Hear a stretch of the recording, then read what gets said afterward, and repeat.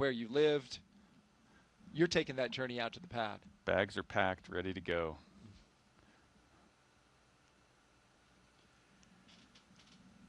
Want to take you back to a moment where the crew got together and signed their mission patch. This is a tradition that has been going on for years now, since the resumption of the crew flights from American soil. Each crew member, there's Zena Cardman, our commander, signing the patch. Mike Fink as well. You signed this patch, Nick, for Crew 9. Yeah, just above there, so you can see the Crew 9 patch. Oh, he's going. I like that. Oleg's got a great sense of humor. That's what Mike Fink said about Oleg. He says he's even funnier than he is, which I guess Mike thinks quite highly of his own sense of humor. I know I've laughed when I've been around him because he's a funny guy. He is quite funny. And, you know, so you can see all those patches on around the door. There should be a Crew-11 patch around there as well. Yeah. Gotta have good eyes to see that, though. That's an eye chart. Yeah, it's an eye chart test. This, of course, another place where crews put their patches before they go out. That area around the door and the framing, you know, was replaced at one point in time. But every crew that has launched from crew quarters going back to Apollo has put a patch and a sticker up on that frame, at least going back to where they changed it.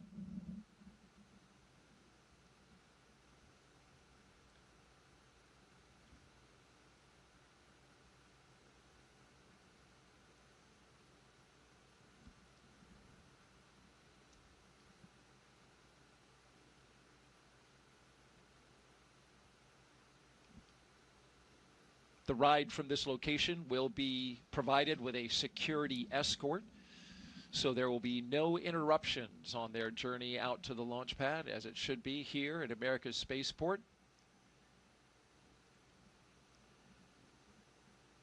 As they drive out to their destination, which you see there. Countdown, side hatches opened. This is approximately 15 minutes behind schedule. We still have margin to our T-minus 2 hours, 38-minute green light time. And there you hear an update from the launch director at SpaceX and informing us that they're behind schedule out the pad, but they've got margin. Yeah, margin's important. You know, you see the clock there, 3 hours and 20 minutes, counting down to the seconds. The way you've got to launch into space, you've got to make sure that the orbit of the station is overhead when you launch, and so it has to be timed down to the second. And here they are, Crew-11, walking outside for the final time before launch and into a mission years in the making. Coron countdown, crew walkout is underway, on schedule. Commander Zena Cardman, pilot Michael Fink, JAXA astronaut Camille Yui, and Roscosmos's Oleg Platonov.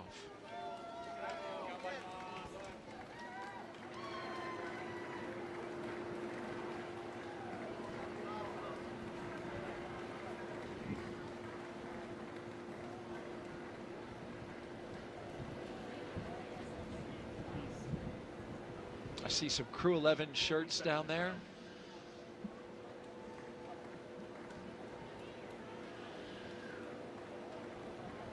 And that's Zena Cardman that we see on the left, Mike Fink on the right. And I've seen Zena do that a number of times, making the heart symbol with her hands. Certainly sending her love to her family who have supported her. Yeah, you don't get there on your own.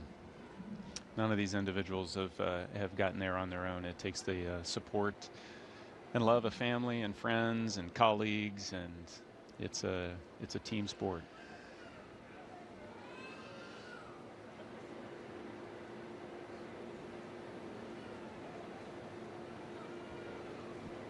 You see Mike Fink on the right there, the pilot. He is flying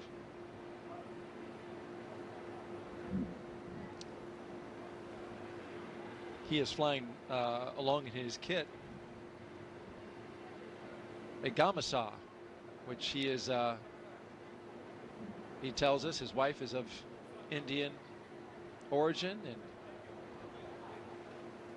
The gamusa is used in the state of Assam as kind of a scarf, and so he's taking that with him. He's taken a scarf from his side of the family, that side of the family, for all 4 of his flights. A token, certainly, of their blessing on this flight today, but also has sentimental purposes. Yeah, little bits and pieces of home that we can take along with us. And I mentioned that we're big into traditions and rituals and superstitions, and you'll find that lots of crew members have their little token of good luck.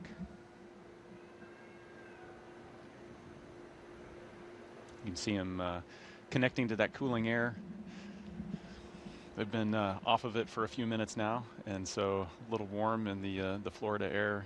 Last goodbyes as the doors come down, and then immediate family will be able to come up to the windows after they crack them.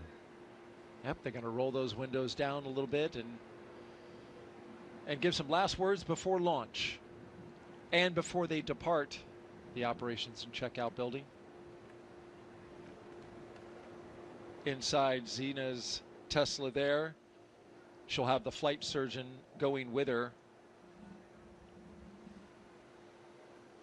Yeah, and you can see the lengths we go to preserve that quarantine. You wait till they maintain their distance when they're outside the cars. Once they get inside the cars, there's still some distance. All the personnel that are in the cars with them have also been in quarantine this entire time. So it's not just the crew members that are in quarantine for a couple weeks. It's a group of several dozen people that have to quarantine. I want to point out Secretary Sean Duffy is here. He is NASA's acting administrator. Also Secretary of Transportation here supporting the launch today and the crew there at the walkout.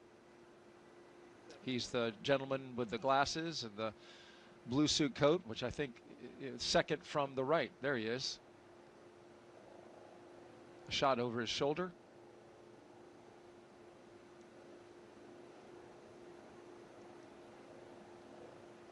He just took the reins of NASA just a few weeks ago. He's doing so on an acting basis until an administrator can be nominated and then confirmed by Congress. A look inside the window, Zena Cardman giving some waves. And I imagine emotions must be running high. How can they not? You've been waiting for this moment for a long time, and now you've said your goodbyes. It's tough to say goodbye to family that you're not going to see for a while, but you're also excited to get that car rolling and get on with it. And indeed, they are off. Crew-11 on the road to launch pad 39A. The Teslas are rolling out from the Neil Armstrong building, escorted by security for the 20-minute drive. Lyoseals are removed and installation is complete. This is about 10 minutes behind schedule. Again, we have plenty of margin to our green light time. Team is making up time. Well, that's a good call out there. We were running 15 minutes behind, but as you heard from the launch director, they have made up 5 minutes. Now currently will continue to work this, and the flight crew right now headed out to the pad. Their next stop, a rocket, waiting to launch them into orbit. No pressure, just your average commute today, Nick. It's not your average commute. You get this police escort with helicopter support, and you get to run every red light and run every stop sign. Absolutely. It's a beautiful sight there. Of course, I say that in jest. This is a very special road trip from the astronaut crew quarters out to the launch pad, where they will join up with their spacecraft and rocket. We want to learn about this crew. We want to share their story in their own words. So let's hear from the commander of Crew-11, Zena Cardman, as she shares her path from field science to spaceflight. I think in a lot of ways, science and exploration is just innate to us as human beings. It's why toddlers ask so many why questions. It's just part of who we are. In many ways, I think trying to explore space generates solutions to problems that we didn't even know we had. My name is Zena Cardman, and I am the commander of NASA's SpaceX Crew-11 mission to the International Space Station. I was born in Champaign-Urbana, Illinois, but grew up in Williamsburg, Virginia. I grew up almost like an only child. I have two older brothers, but the younger of the two actually went off to college when I was 5 years old. And so I learned to play in my backyard a lot, play with friends, use my imagination, and explore the natural world around me. I studied biology as an undergraduate student. This is largely because I had a really excellent high school biology teacher who inspired me to pursue research on my own, even as a high school student. But while I was at college, I also got to know microbiology. I got to know geosciences and chemistry. I wound up doing a lot of research in an oceanography marine sciences department and studying in remote locations like Antarctica. I also, while I was an undergraduate, became a creative writing minor, and I've always really valued that chance to study the creative side of my brain and explore our natural world through that side as well.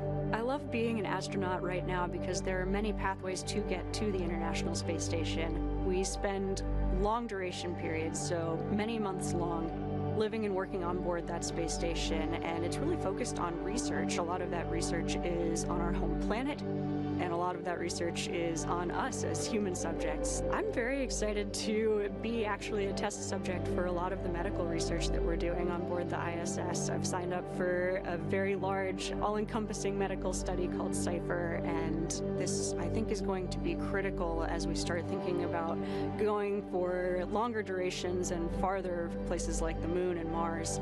My role as commander is to bring out the best in my crewmates from the moment we start training till the moment we get back to Earth and then some. And so I'm always thinking about that larger mission overview and how my crewmates are doing and what we can do for each other. Spaceflight, by definition, requires collaboration and requires more than one person, and the chance to be part of something much larger than myself has been humbling and inspiring and deeply fulfilling. Even since I was a child, looking up at the stars, looking up at the cosmos is inspiring. It helps me answer questions like, what are we doing here? Who are we? Where are we? I don't think we grow if we don't challenge ourselves. I think that's true for myself, it's true for teams, and it's true for us as a society and as a species. We have to take some risks, we have to challenge ourselves in order to push ourselves, and I can't wait to see what we discover during my career and for generations to come. The very capable and talented Zena Cardman, the commander of Crew-11. Next up, astronaut Michael Fink, a veteran of 3 missions and 4 spacewalks, as he reflects on what keeps him coming back to space. Human beings, part of our nature, part of who we are, our identity is explorers. Because every time we explore, we improve our lives and our situations. It's just natural. My name is Mike Fink, and I'm the pilot for NASA's SpaceX Crew-11 mission to the International Space Station. I grew up in Pittsburgh, Pennsylvania, home of the mighty Steelers, and it was a great time to grow up, lots of great educational opportunities, a time that was tough economically, but a place where we knew that dreams could come true. When I was like 2 and 3 years old, my parents would wake me up from whatever nap I was taking to watch moon landings. We did many moon landings back in the late 60s and early 70s, and that made a big impression on me. So I knew that back then, even when I was like 3, that I wanted to be an astronaut. I wanted to go walk on the moon. I wanted to go explore space. So I learned to read so I could read more about space, and the more I read, the more excited I became. When I was in high school, I didn't know what engineering was. I knew what math and science were. Physics, I was kind of good at that. Math, I took a leap of faith and went to an engineering program at the Massachusetts Institute of Technology, MIT. Thankfully paid for by an Air Force ROTC scholarship, and then hustling with side gigs on the weekends. And I got to study airplanes and rockets, 2 of my favorite things. So I was able to graduate from MIT with 2 degrees, and then the summer after graduation, I had a really wonderful opportunity to study in Soviet Union. Fortunately, I'd studied Russian language, so I knew enough Russian to go with some colleagues, and we spent the summer at Moscow Aviation Institute studying cosmonautics. And then I spent the next year at Stanford University getting a master's in aeronautics and astronautics. I love the space station. I helped build it. I helped the first modules get ready here on planet Earth, and have had the joy of living aboard the space station for 2 long-duration missions so far. We've learned from the International Space Station that space is a great place to really understand more about the universe. When we are aboard the International Space Station, we're still gravitationally connected to planet Earth, but we're free-falling, so like we're in microgravity. So you take that big G out of the equation, and then you can find out what's really going on physically. We're also outside the atmosphere, so we can look to the universe beyond us without atmospheric interference. When I'm on a spacewalk, I can look out to the whole universe, and I can see how small our planet is and how big and wonderful the rest of the universe is, and it's calling to us. We need to explore and go see the whole universe that's out there. Space exploration is something that really speaks to me as a person, right? We all kind of have our passions, and for me, since I was like 2 or 3 years old, I wanted to go to space, explore space, and I've had a chance to do that. Half my life I've been an astronaut. I've really, really enjoyed exploring space. Pilot Mike Fink and his team, as you just saw them pass the vehicle assembly building where Artemis II, a moon rocket, is being stacked. Let's hear now from JAXA astronaut Kamiya Yui on returning to the station, representing Japan, and what this mission means to him. I think humankind has a desire to explore and also expand our area of activities. Space is a great place to explore because Earth is so small. We still have unknown places, but Earth is, generally speaking, so small compared with space. My name is Kamiya Yui. I'm a mission specialist for NASA's SpaceX Crew-11 mission to the International Space Station. I was born in very, very small village in Nagano Prefecture. So up there, I was able to see very, very beautiful stars in night skies. When I was a little boy, I did stargazing, and I loved stars. I really want to know everything on our universe, and I want to go everywhere as long as I live. When I was already like 10 years old, I already wanted to become an astronaut or astronaut. I graduated from the National Defense Academy, and after that I entered Japanese Air Force, Japan Air Self-Defense Force, then become a fighter pilot, then a test pilot, and then became an astronaut. We do science in space because we have constant microgravity in the ISS. We cannot achieve that condition on the Earth. Space station actually contributing our knowledge, and also we can produce new materials or medicines in order to make our future brighter. Going to Moon or Mars is very difficult, so we need to test our materials, and ISS is a great test bed. So Crew-11, we are going to have a lot of experiments on ISS, and JAXA especially, we are going to have a new cargo vehicle, HDV-AX. The vehicle itself is a little bit lighter, but we can carry more stuff to the ISS. 10 years ago, I went to space for the first time. It changed a lot. And for astronauts, it became much more convenient to live. For example, we didn't have a good place for cooking. Now we have gallery. I was able to see a lot of stars and also beautiful Earth or moon. This mission inspired me, and I really want to pass that inspiration to other people on the ground. ISS is one of the best examples to have a dream and work together and make the dream come true. So if you see ISS in the night sky, please think about your dream, about how to make your dream come true.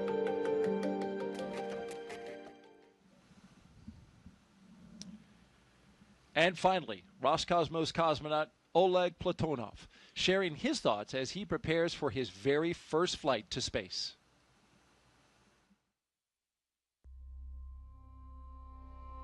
Бесконечный космос открывает бесконечные возможности для человечества, поэтому есть необходимость осваивать Солнечную систему, осваивать просторы за пределами Солнечной системы. А для того, чтобы это сделать в будущем, мы должны закладывать эту базу. My name is Oleg Platonov, and I am a mission specialist for NASA's SpaceX Crew-11 mission to the International Space Station. Я родился в большом индустриальном городе в России, в городе Челябинске. Это моя родина. Я занимался в патриотических кружках, связанных с авиацией и космонавтикой, поэтому уже в мое детство я задумывался о космосе. У меня много целей в этом полете.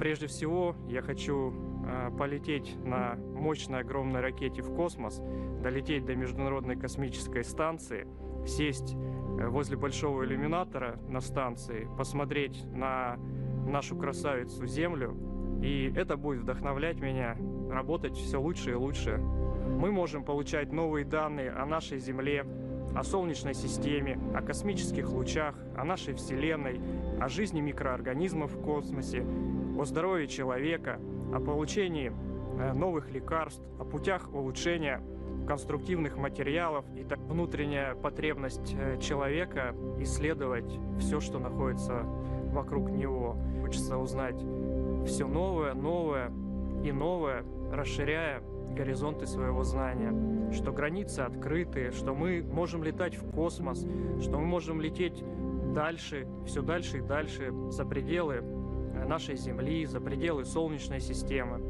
И это будет вдохновлять уже не только нас, но и следующие поколения.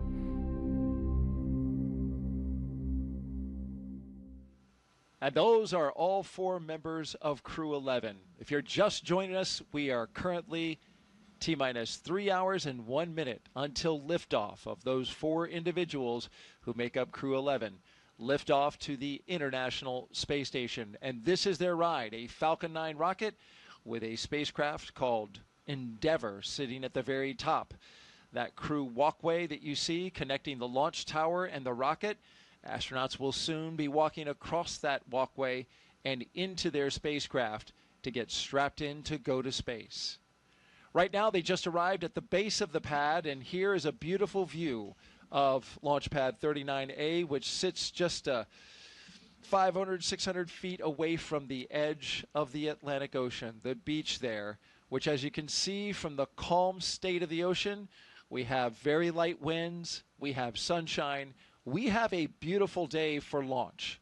90% go is what our launch weather officer is reporting out for weather conditions at the time of liftoff. That time, 12:09 and 24 seconds p.m. Eastern Time. As we gaze up at the sky, seeing just some very thin cirrus clouds up ahead, those not a problem at all when we get ready to launch. We're green across the board right now, running just a little bit behind on the procedures out at the pad. At last check, about 10 minutes. But SpaceX crews are working diligently to catch that time up. And this mission operation timeline, it should be noted, has plenty of margin in it. What you're about to see now is the astronauts walking up to their rocket to get a look at the 1.8 million pounds of thrust that can be generated by this machine as it takes them up into space. That moment coming up in just a few minutes, Nick. Yeah, they just pulled up to the launch pad. We've got about 3 hours until liftoff, and so this is your last bathroom break before you're strapped into a seat and hostage for the next 3 hours. So much needed respite, and then but it's once you ride that elevator up to the top, it's just this stark contrast. You see your rocket up close and personal, and it's this amazing feat of engineering. And then the backdrop is the beautiful Florida coast and the waves crashing onto the beach and a breeze in the face. And it's just a spectacular moment once you get to the top of the launch tower. You painted quite a word picture there, and we are about to see what that looks like through the eyes of the astronauts as we document their journey up the launch tower, across the walkway, and into their capsule. In the meantime, we want to take some questions that we've been asking and getting and receiving from our audience that's watching around the world. Those who have put their questions forth to our astronaut co-host, Nick Hague, a brigadier general with the Space Force and a NASA astronaut. Austin asks, my son, Knox, age 8, would like to know, how do you get to the space station when it orbits around the Earth so fast? And that is fast. Countdown, advanced team have completed their preps for crew arrival, and crew are heading up the tower on schedule. That's great news. Sounds like they made up all of that 10 minutes that they were behind. That's a great call out. Yes, station goes 17,500 miles per hour. How are you going to catch up with that? Yeah, so Knox has got it. He's got his finger right on it. You've got to start going that fast. So the rocket's going to take off going vertical, and it's accelerating. But after a few minutes into flight, the rocket pitches over and is basically going horizontal and continuing to accelerate as it falls back down toward the Earth. And so you're turning all of that fuel, the 1.8 million pounds of thrust that you were talking about, you're turning all of that into velocity. So right now they're going 0 miles per hour. After 9 minutes of lighting that rocket, you're going to be going 17,500 miles per hour. And it's timing. So that's why we're counting down 2 hours and 56 minutes to liftoff to the second, because that's when the Earth rotates underneath the International Space Station's orbital plane, and then that's the moment that we have to take off. So it's an instantaneous launch window. And that instantaneous launch window at exactly 12:09 and 24 seconds p.m. Eastern Time. You talk about catching up to the ISS, the day that we have and the time gets them there because we are in the same orbital plane. Our first two astronauts clear from the bio break. Zena Cardman, Mike Fink walking out and getting a look at their rocket, arm in arm. It's a tall rocket, so it's hard to actually look up that. So you've got to lean back to be able to really see it. You know what? It looks like Mike Fink, who's on the right-hand side, has a little more lean. What's interesting about him is he's wearing an upgraded suit called an R2. The Zena, let's go, just circling her arms. Let's just go. Yeah. But he's wearing an upgraded suit that SpaceX says has more mobility and more flexibility in it. Well, he just demonstrated that. Well, I he guess. sure did, didn't he? Oh, no, Zena wasn't going to be outdone. No, it's awesome to see them, you know, the excitement, the emotions that you feel as you're getting ready to do something like launch into space. Astronauts are humans. They feel all those same emotions, and so it's fun to see some of the excitement come out and on display. Spillover right there on the launch pad, because there will be time for things to get serious once they get into the cabin. We turn on the launch escape system and start flowing propellants. But right now, just like you said, a nice moment at the base of the launch pad where those emotions spill out. But talking about the suit, Mike Fink is the only one who is wearing, you can contrast his suit with Zena's. It looks exactly the same, but it's constructed differently. It has a circumventual zipper as opposed to a vertical zipper. So as you know, you got into your spacesuit like a onesie.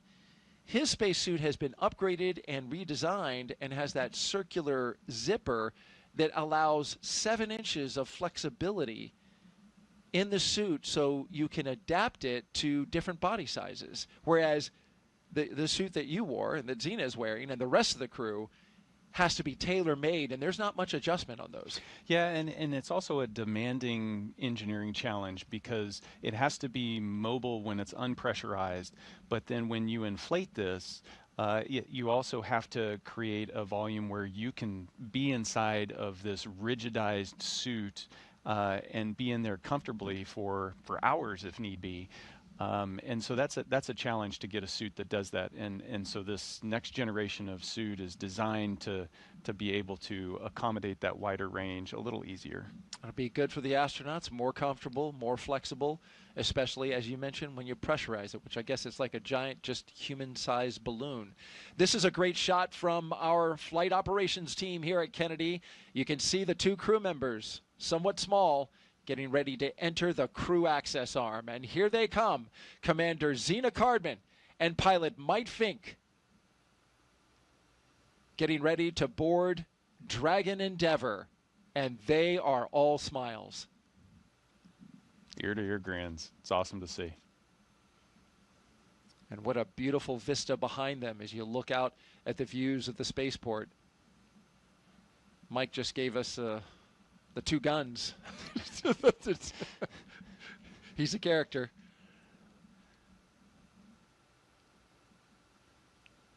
Now, before they get into the spacecraft, some important business at hand here, wanting to make sure that no FOD or foreign object debris goes into the spacecraft. So the 2 suit technicians and the closeout crew there, making sure that they take care of that, as well as this tradition right here, Nick. Yeah.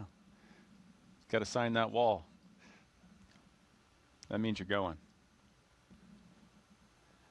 And so every crew that's launched off of commercial Crew Dragon launched off of 39A has been able to sign around that NASA meatball. And it's little moments like that that connect you with the legacy of the program and make you feel connected in a way where you understand, hey, I'm taking the next step, and it's an important step. There's a lot of people that got me to the point where I can take this step, and hopefully there's a lot of people coming after me that are going to continue to take steps. Countdown. Crew are in the white room, and this is on schedule. You'll hear these audio call-outs from time to time from the crew operations and resource engineer with updates, and we'll pause to listen to them. Here are the 2 mission specialists now doing their rocket recline, looking up at their ride. I think they studied technique from Zena and Mike because they had it down. Seemed like kind of like a rock and roll kind of pose, didn't it?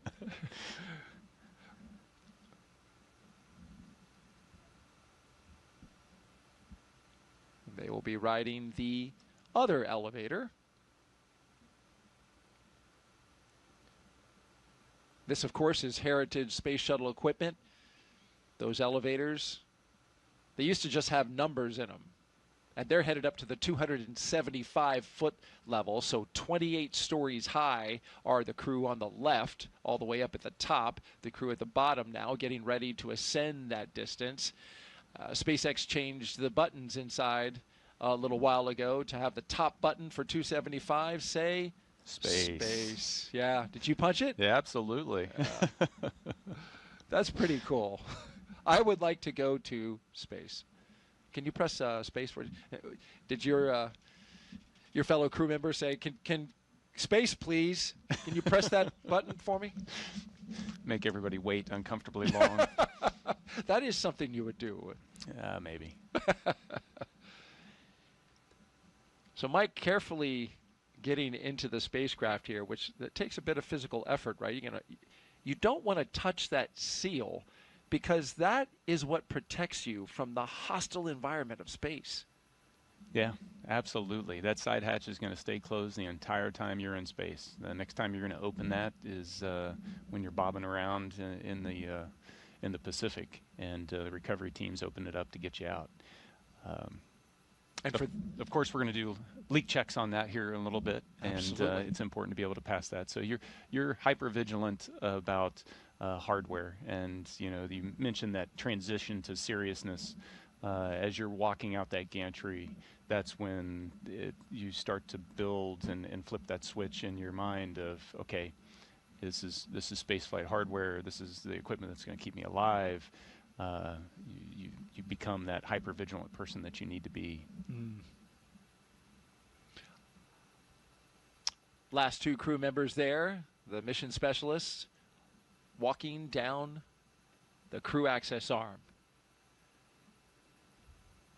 And the final 2 crew members mission specialists Oleg Platonov and Kamiya Yui, arm in arm, thumbs up, ready to go.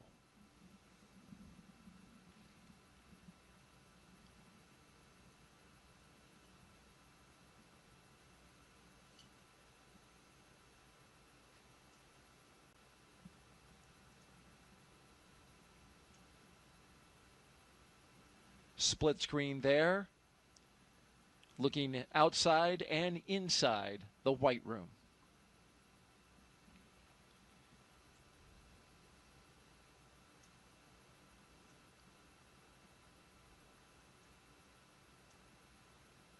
You mentioned the mission. This crew is leaving the ground with a baseline of at least 6 months, half a year in space, ladies and gentlemen.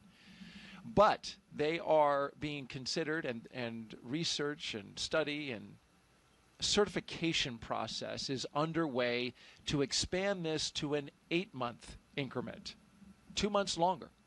And so the plan is for the Commercial Crew program, which is here at NASA, is to certify the spacecraft Dragon to be able to support them for a return 8 months later. We know they can live on station for 8 months. We've had astronauts live there for a year. But that is a long-duration space flight. And so the hope is that they certify them for 8 months and they can return 8 months later, hoping to get it by October. Yeah, you know, it's a 6th flight of Endeavour, and there's a lot of things that need to be looked into. From a crew perspective, you know, the mindset has to be, I'm going for 8 months. And then if it ends up not turning out that way, then that's I guess a pleasant surprise, or unfortunate, depending on your perspective at the moment, because every day in space is a gift. No, it'll be exciting for them. And like you said, we've had people up there. You know, one of my crew members, Christina Cook, was up there a year. She launched with me on MS-12. So we know how to do it, and we know how to keep people healthy when they stay up there that long. It really comes down to expectations and expectation management with crew members as well as families, as well as the entire team that has to support this particular mission, because it's not just the crew and their families, but that entire support network is on call while they're on orbit. That's an interesting point to think about. I hadn't thought about just how that kind of puts the family, as you mentioned, on call as that entire time. They have the moments where they get to connect with you via video phone and high-speed connection, but as long as you're up there, they know that you're not here on Earth. You're in space, and you and your crew are being supported by this international laboratory, which has been doing it for 25 years come November 2nd. You're watching live launch coverage of NASA and SpaceX's Crew-11 launch to the International Space Station. I'm Daryl Nail, and I'm joined by NASA astronaut and Brigadier General Nick Hague. We've counted down about an hour and 20 minutes so far, and we're cruising to liftoff. T-minus 2 hours and 44 minutes. T0 is 12:09 p.m. Eastern Time. A look at the signatures on the wall inside the White Room. And I would love to see if we can make out my co-host's signature there. You Nick won't. Hague? You won't. No? I launched off Slick 40 over at Cape Canaveral Space Force Station. Indeed you did. Yeah, so there's 2 lonely signatures over there on Space Launch Complex 40 right now. That's right, and that was a late change, and my apologies for that, because you were initially supposed to launch off a 39A. Yes, it was. We were the first to launch off. We were actually the first humans to launch off of that launch complex. The certification process, you mentioned the certification process for extending the life of Endeavour. Same kind of thing happens for the ground station as the launch complexes, and they were able to get that process done. in time to support us to be able to launch off there. So it was a thrill to be able to, you know, be a member of the Space Force and launch off of a Space Force launch complex. That's pretty cool. Yeah. And you're the only two signatures there. Yeah. Well, So, hopefully I mean, we can that's fix that. Hopefully yeah, we can fix that. Yes, absolutely. SpaceX has 2 launch pads here that are human rated for space flight, and that gives them great redundancy, great capability as well for NASA to have access to.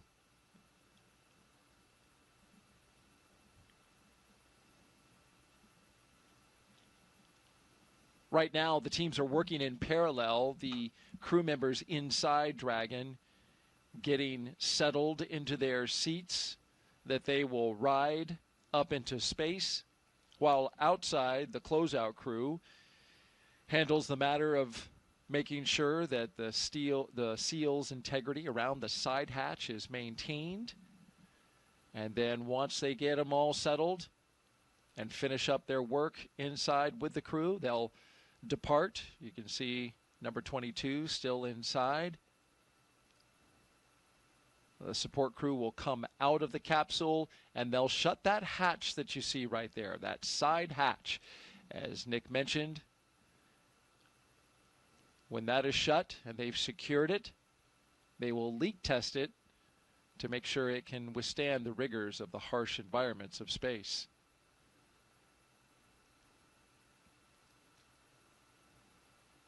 But in order to see and communicate with the crew that's inside, both of the closeout crew members here taking a knee. Yeah, you can see a couple of the ninjas inside. They're, you know, principally getting everybody strapped in nice and snug. Then they're also providing them with some of their personal equipment. You see the white satchels that they'll wear on their thigh. It's a place to put their tablet, as well as some writing utensils and some other things that they may need in terms of personal gear. And make sure everything's situated, because once you're strapped in, they don't want you coming out of those straps until you're floating around. Certainly want all that in order and in place for the very exciting ride up into space, but it's also going to be a long one, Nick. This is a 38.8-hour phasing, which means from the time that they lift off to the time that they dock to the International Space Station, almost 40 hours in space. This is the longest ride to space so far for NASA's commercial crew program, flying the Dragon, which we are now in our 12th flight, Crew-11, the 11th operational mission, but we have to include Demo 2, which was the first test flight. Yeah, you know, 40 hours is a long time. So it only takes, you know, less than 10 minutes to get to space. And then, you know, this gets back to the question before of how do you catch up to the space station? Well, we phasing is the word that we use, but essentially in different orbital altitudes you move different speeds, and so we adjust the orbital altitude of the Dragon capsule to allow it to catch up to the space station, and in this case it's going to take 40 hours to do. Most of that time, you know, a few minutes after they have arrived on orbit, they're going to be able to take their spacesuits off, and then essentially you're camping out inside the Dragon capsule, waiting for those 40 hours to elapse so that you can dock and open the hatch and get to work. That's astronaut Nick Hague, commander of Crew-9, flew just a couple missions ago for NASA. Also flew... SpaceX Dragon, ready for sound checks. SpaceX copies, we are configured, so seat 1, seat 2, seat 3, seat 4, comm check. Seat 1, loud and clear. 2, loud and clear. 3, loud and clear. Seat 4, loud and clear. Core, loud and clear. Umbilical comm check complete. Report when ready for seat rotation.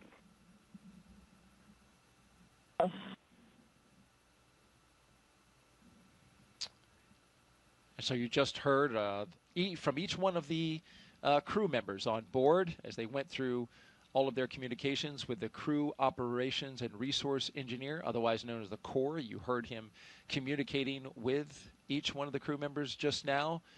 As I was mentioning, Nick Hague flew 2 Soyuzes to space.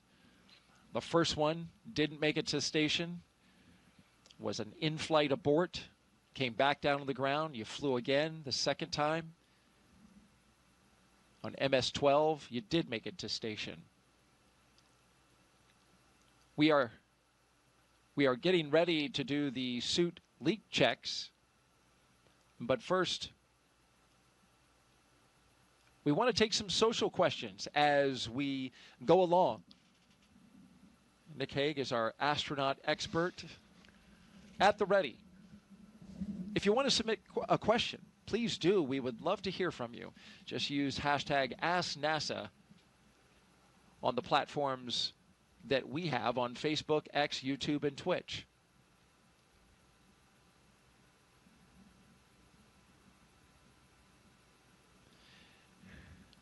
And we have a question in the lower right hand of your screen. Yes, Benny asks, what was the hardest part in becoming an astronaut? You know, I think that's a different answer depending on which astronaut you ask. There's so many things that we have to train to be able to do, whether that's, you know, operate high-performance jets, aircraft, spacecraft, or learn the engineering behind all the systems on board of those that keep us alive, to the medical support that you might need to be able to provide because you need to be the doctor for the crew. But I think for me, the single most challenging aspect was learning a second language at the age of 38. And, you know, getting selected, and the first day on the job, I started my Russian language training because to be on board the space station, you have to be able to speak English and Russian, regardless it's a requirement. regardless of where you come from. So, you know, Kimia, native Japanese, but he has to be able to speak English and Russian. Right. And so it's amazing how difficult it is if you didn't grow up learning a second language very young, how hard it is to rewire your brain late in life. Dragon, ready for seat rotation. Copy, ready for seat rotation. All other teams are ready, so we will be initiating seat rotation now. Copy. And so you're about to see those seats articulate upwards. This is their entry position, but they will now be articulated into launch position so that they are resting on their backs and able to see those screens just above them, just above the heads of the pilot and commander. You can see Zena Cardman currently touching some of the buttons in the screen on just ahead of her, the heads-up display, and there they go. Getting some waves from the camera person who is on the launch tower right before they back out and shut the hatch. Boots up. Yep, that position is important, because when you're launching, you want to make sure that that G-force is coming through your chest, because it's easier for your body to handle. But then when you're landing and the impact of landing, you want to make sure that you're in that more upright orientation. It's all for crew safety. It does allow them to see the displays better. Dragon SpaceX, seats are in the launch position. With that, you are go for Section 2, suit leak check preparation. And now that they can see those displays better, they can start operating them. And so Zena's going to step through suit leak checks here with the rest of the crew. I did not know that they articulated them down for re-entry. Yeah, after the main chutes open, then they will they rotate down. How about that? Actually, it's once you come back through a certain G level on re-entry, that's the trigger, and then they rotate, and then you automatically come down? Yeah, you get chutes and everything else.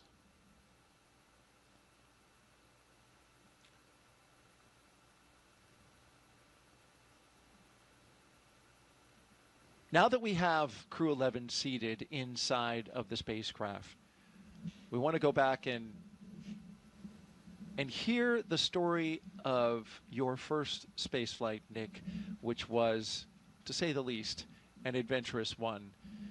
One that did not end with you getting to the International Space Station, but rather an in-flight abort.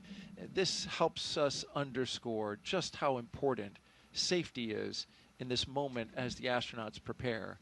So here you are, a number of years ago, getting ready to launch for MS-10, giving a wave goodbye. Talk me through your first space flight. Yeah, you know, when I look at this picture, it almost snaps me straight back. It's a beautiful fall day in the steppes of Kazakhstan.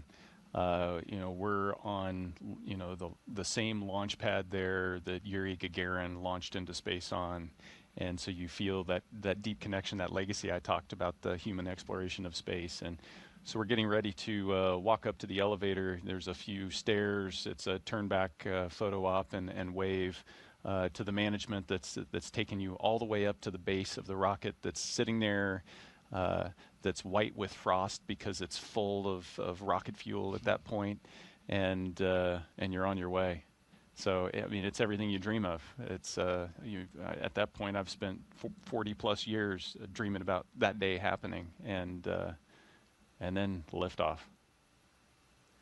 And Copy, tear complete. You have a go for Section 3 suit leak check. So as we listen in, the suit leak checks. Go for Section 3. They will pressurize the suits of the crew inside the cabin. Very important matter. As you're lifting off here, what are you feeling?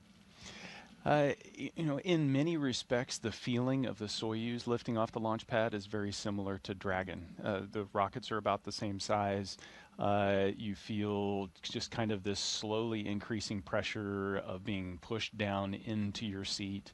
The rumble and the kind of the subtle vibration as you're going, but it's pretty smooth. You know, I'd liken it to being in an electric car and somebody just kind of smashing the accelerator, pushing you into your seat, and you're off. And it was, you know, a smooth ride for the first 2 minutes leading up to the point where those external boosters you see on the base of the rocket are empty, and then they need to separate from the rocket. And that's what led to this moment right here, Nick, when those boosters didn't do quite what they were supposed to. Yeah, one of them didn't. They're supposed to propel themselves away from the center, the core stage. One of them that didn't do that and actually impaled the core stage, caused it to essentially disintegrate in that split second. So we're 30 miles above the Earth, going 4,000 miles an hour, kind of pointed straight up. As that happens, it tilts us a little bit, and in that second in which all that occurs, the launch escape system pulls us, my crewmate Alexei Ovchinin, the commander on the mission, and I, to safety. And that shot is the shot before. If we look back to that one, that it's blurry because that's a screenshot from just how violently things were shaking. Yeah, inside. there was in that instant, you know, the indications to us are a flashing red light, you know, an alarm's going off, and then there's a little red indicator that says there's a rocket emergency, and then you're also being shaken kind of side to side for a second or so.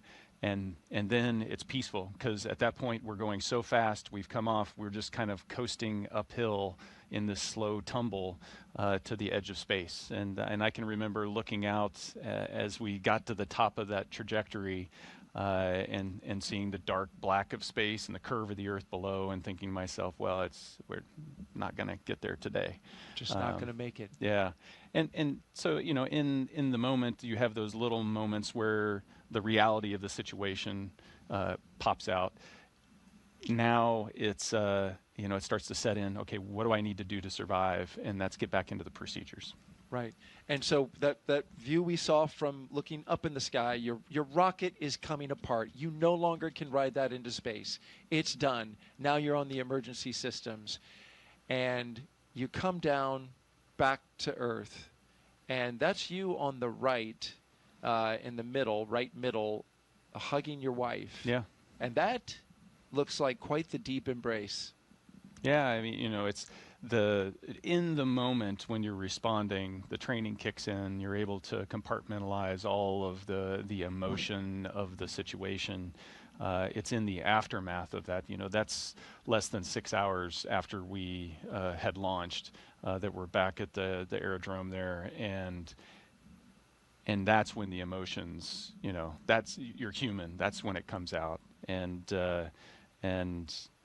Katie had witnessed all of that and gone through that roller coaster ride at the same time, along with my kids and my family that were all there, with less information than I had, because I was going through it. There was, probably 20 minutes where she didn't know what the outcome was.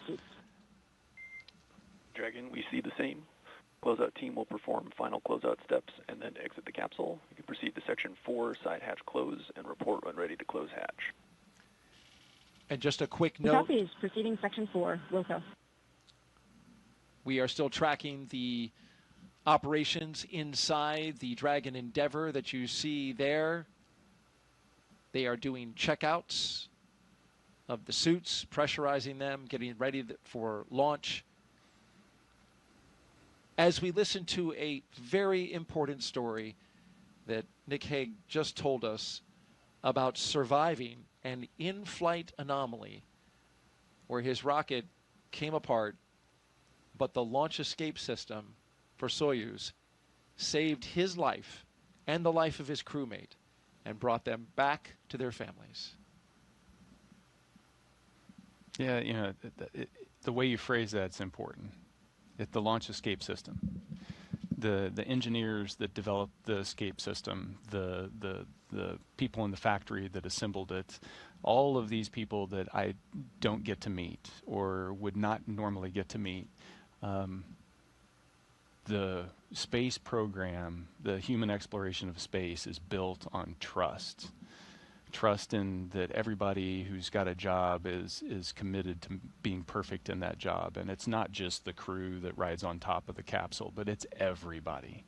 And you never know when your decision, your responsibility, your action is going to be the one that saves the day.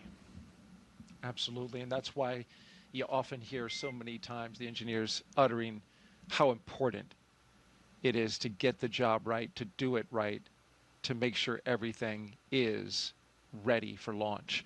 And this crew has their launch escape system. We will go through their checks, we'll check the health of it, and we'll also arm it for launch. Dragon, SpaceX, comm check. SpaceX, Dragon, loud and clear. Core has you loud and clear. Teeter's comm check is complete. Stand by for comm checks with DC, MD, and LD in the launch configuration. Dragon, DC on countdown 1, comm check. DC, Dragon, loud and clear. DC loud and clear. Stand by for comm checks with MD. Dragon, MD on countdown 1, comm check. MD, Dragon, loud and clear. MD loud and clear as well. Stand by for comm check over Dragon to ground. You're listening to communication Dragon, checks MD on Dragon to ground, comm check. through each of the 3 paths to this spacecraft. MD, Dragon, loud and clear. MD loud and clear. Stand by for comm checks with LD. Dragon, LD on countdown 1 with a comm check. LD, Dragon, loud and clear. LD loud and clear. Stand by for comm check on Dragon to ground.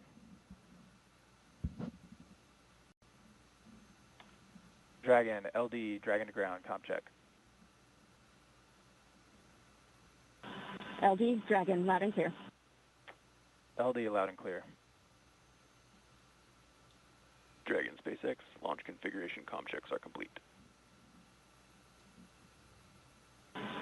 Dragon copies, and crew are ready for side hatch closure. Copy, crew readiness for side hatch closure. Closeout team is taking final steps in prep for that closure, so stand by for that in a few minutes. The vehicle will then transition to pad hatch closed. Ensure all items are secure from now through launch. Dragon copies. GoPro.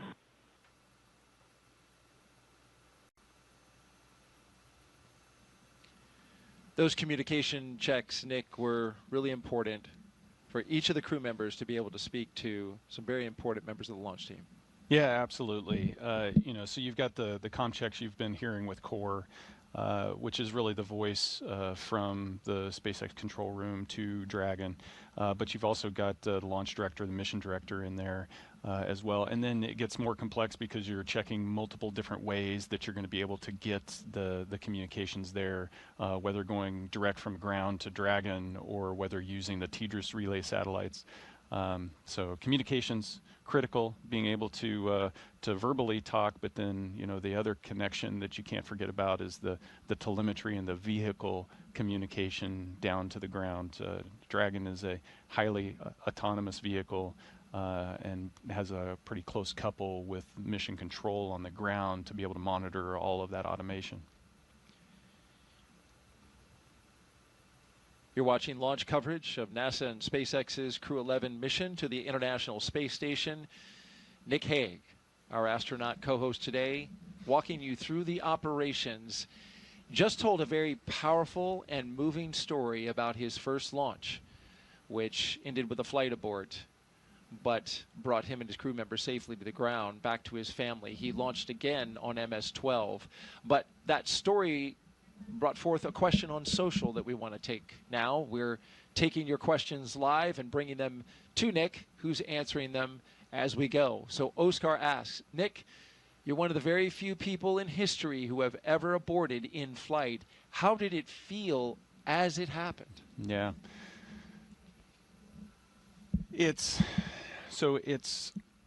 We spend so much time training for what to do when things go wrong. I'd venture that we spend about 95% of our training focused on what to do in the event that something goes wrong. And so the situation of the abort is one that Alexei and I performed in the simulator about 8 months before we launched and experienced it. And so there's the one time in the sim. It's a very short simulation. The actual flight was less than 20 minutes. The simulation's less than 20 minutes. But we had run those procedures. And the sum total of all of that training is that you get very disciplined at running procedures because you know that those procedures are the things that are going to keep you safe when things don't go right. So in the moment, there is the oh boy moment when it's happening. The alarm's going off, the lights flashing, everything's kind of shaking, and it takes you a second or two to fully process exactly what's happening. And then there's I had the realization that if this was going to be a really bad day, it would have happened. So I've got a chance. So the best way to protect Alexei and I is for both of us to do our procedures and focus on those. And so you compartmentalize all of those emotions. You kind of set those to the side and you focus on doing your job. And so we run through the procedures and we talk with Mission Control in Moscow and surprisingly, I spent so much time in Star City training. That Russian that I was talking about being painful to learn, that is just naturally coming out because all of our communications are in Russian. And then it's not until you touch the ground, the search and rescue forces come and extract you. They were there within like 10 minutes. They come and extract us and pull us out under the parachutes. It's at that moment when your body can relax, you can stop focusing on all the things you need to do to be safe because you know you're safe, and then that's when shock kind of rolls over you. And your body just tries to process everything that happened. We're human. You can't bottle that stuff up forever. And so it was you could hear the waver in my voice when I called Katie and on the satellite phone and said, hey, I'm okay. I actually had to leave a voicemail because she had her phone off. Oh no. But we have that voicemail, and I've been able to listen to it, and it's pretty amazing. Wow. Thank you, Oscar, so much for that question. And thank you, Nick, for that beautiful answer.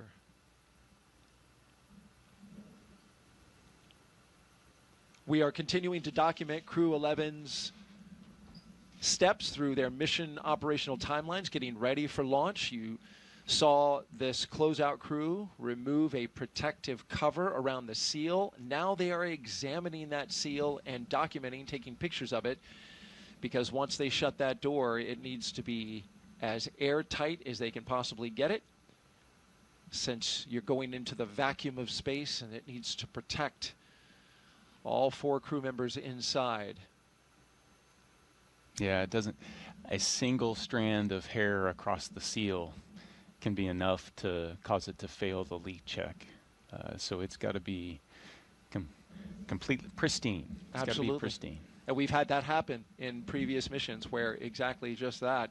A hair ended up on the seal, and once they did the pressure check, they saw it, opened it back up, found it, removed it, and then resealed it, and they were good to go for launch. And so there's a bit of margin in this countdown, and we're in that kind of flexible time right now where they have time to work through methodically on this procedure.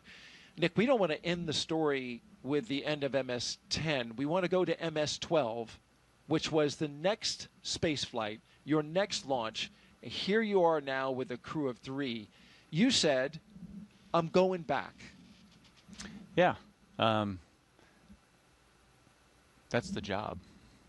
I mean, we explore because it's important, and so that doesn't change launch to launch to launch. The mindset to get back on top of the rocket isn't any different the first time than it is the second time, than it is the third time. It's, why am I willing to accept this risk? Why is my family willing to accept this risk? And it's because what we're doing up there is so important.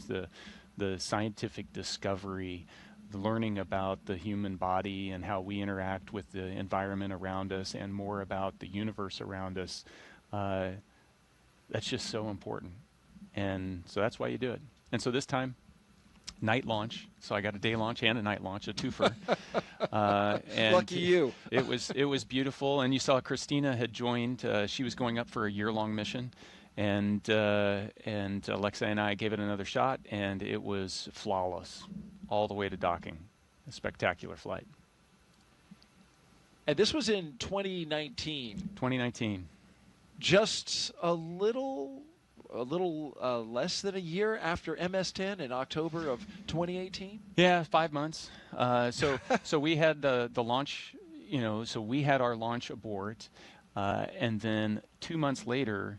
2 months later, MS-11 launched, and they had fixed the problem. They diagnosed what the problem was with the rocket, and then 5 months later, we were on board.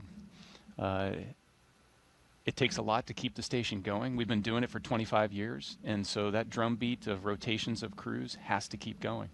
Absolutely, and you fulfilled your role, and that photo we just saw was the completion of a successful mission to the International Space Station when you returned from space and were being brought out of that capsule. Yeah, I mean, it's ironic because where our abort landed was in the normal landing zone. We landed there almost a year to the day later in that landing zone. And so it was the culmination of a pretty interesting year, needless to say. How about that, as you look around, right, and go, I remember this place. But you felt a lot different. Yes, absolutely. It's spaceflight changes your perspective. That overview effect that everybody talks about, the way you perceive the globe and how connected we are and just how special the Earth is. It's profound. I wish we could get more people up there. I hear this time and again from other astronauts that the more, we're almost up to 700 people now that have gone into space. I'd love that to be, 700,000 people. Even if it's for short periods of time. As a veteran that's done a suborbital flight as well as an orbital flight, yes. It's all good. sure many of our audience, I know I would love to go someday, and that's, of course, the aim of the Commercial Crew program, is to make space more accessible to more people. And so, finally, your most recent mission, 2024, in September of that year, not too long ago, you launched back into space on Crew-9. This, of course, launched from right here on the Space Coast, Launch Complex 40, as you mentioned, the first crewed mission from that pad. But there was only 2 of you. And we've talked about this. This was a crew of 2 for a special reason. You had an important mission for Crew-9. Yeah, the seat 1 and 4 there, you can see, are empty on the uphill portion, and and that was to accommodate Butch and Sonny coming back home with Alex and I 6 months later. So we were launching on a normal rotational mission to the station, and planning to do our 6-month long duration mission. And job 1, as soon as we opened that hatch, was integrating Butch and Sonny into the Crew-9 crew, and then continuing to do that research mission.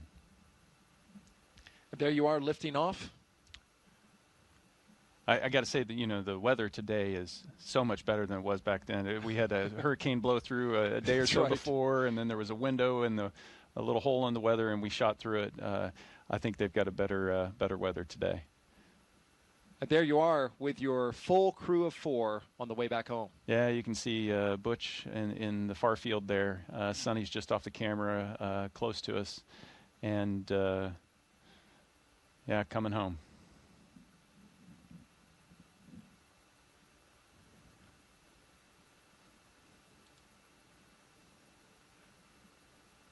A very successful mission, Crew-9, bringing back home Butch Wilmore and Sonny Williams. I imagine, did you have to kind of, wrangle Sonny out of that space station? She loves being in space. I think it's universal. I mean, you want to get home to see your family after being gone for that long. You want to get back to some of the things you miss about being on Earth, but you're also sad to close the hatch and to leave that environment up there that's just so special. You never know when you're going to get back, if you're ever going to get back, because everybody's future is, you just don't know, and it is just so. It just has such a huge effect on everything that you do, and you bring that back. And so missing out on being able to float around or look out the window, or, in some respects, it's see all of my, my crewmates. So I haven't seen Alex since right after landing. I haven't seen Alexei and Oleg since the station. And so you feel this sense of time passing and the moment ending. We are T-minus 2 hours and 10 minutes until liftoff of Crew-11, NASA and SpaceX's rotational mission to the International Space Station. In a little less than an hour, we are going to expand coverage with our friends from SpaceX joining our launch broadcast, and we'll come up on camera so you can see us, see Nick live in the flesh here as he steps us through the operations today all the way to liftoff and into orbit.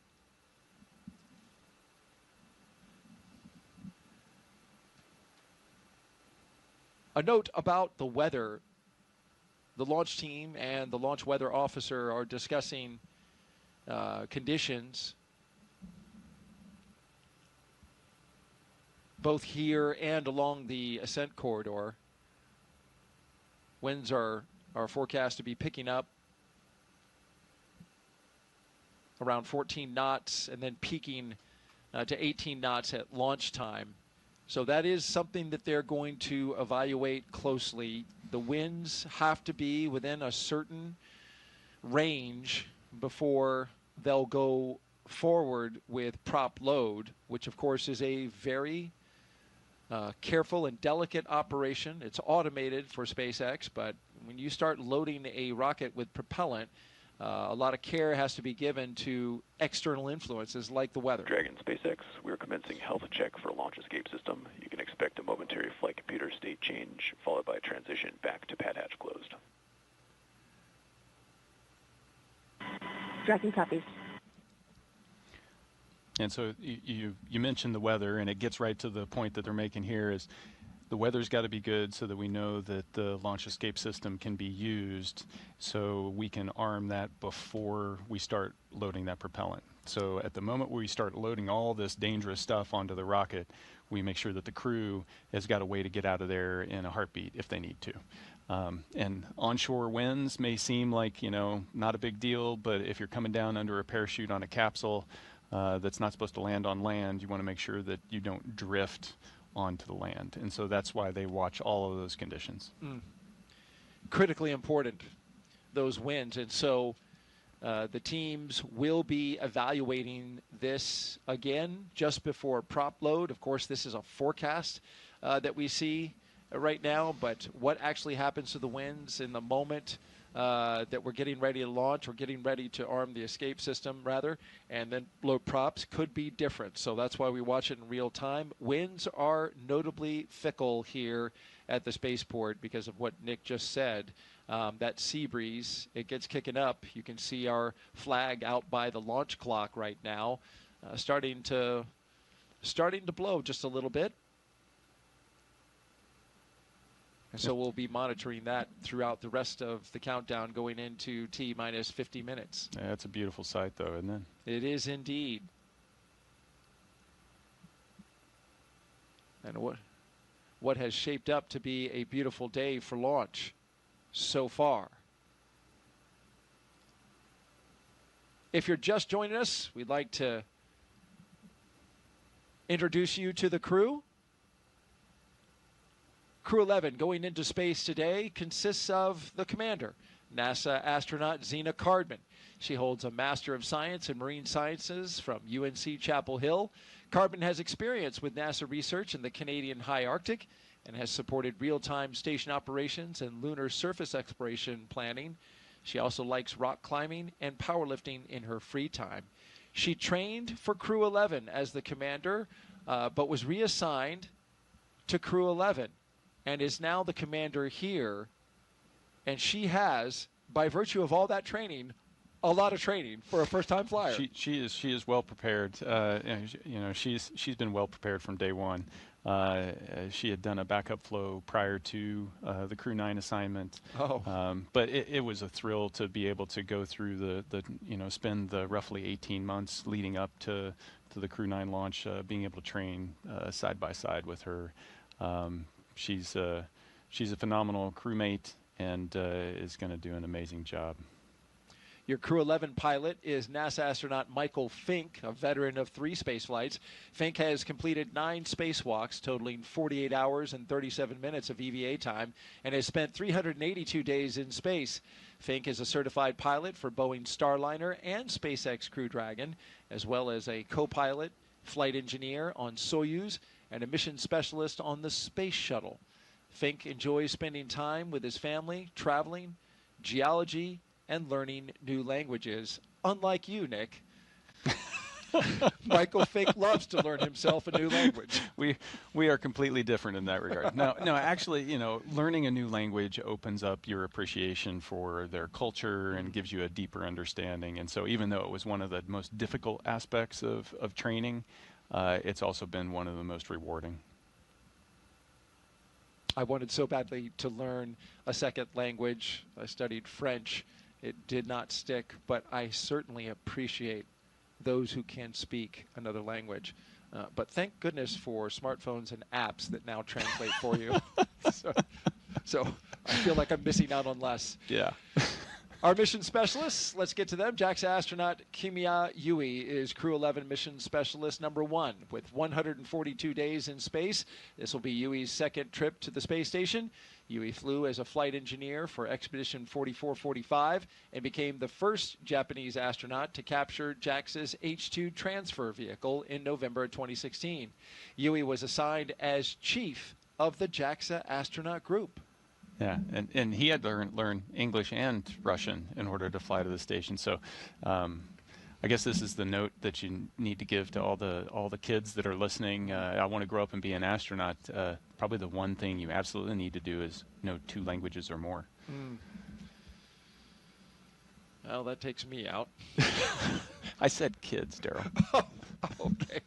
So you're saying there's still a chance? Mission specialist number 2 is Oleg Platonov. The Crew-11 mission specialist is Roscosmos cosmonaut Oleg Platonov. This will be his first trip to the International Space Station. He graduated from the Krasnodar Higher Military Aviation School of Pilots with a degree in engineering and military rank of lieutenant. He is married with 1 child, and apparently is the comedian of the group. I think they all have a pretty good sense of humor. Yeah? Oh, yeah. And you see that expressed, even as they were just making their way out to the pad and up into the capsule. Lots of smiles, lots of laughter. We did see that as they were coming across the crew access arm earlier, as they made their way into the spacecraft. T-minus 2 hours and 3 minutes and counting until liftoff of Crew-11. It's a long wait. Now they're strapped in and there's not much to do. And so you have time to reflect and think about all those, I guarantee you they're thinking about the things they need to do, but they're also thinking about all the people that helped them get into that seat. The training teams, the ops teams, everybody that supported them along the way. Their families, their friends, the ones that have been the support network to get them to this day. As Crew-11 reflects, we want to reflect on their destination, the International Space Station, one of the most extraordinary labs ever built. Here's a closer look now at how science happening up there in their destination in low Earth orbit is improving life for all of us down here on Earth.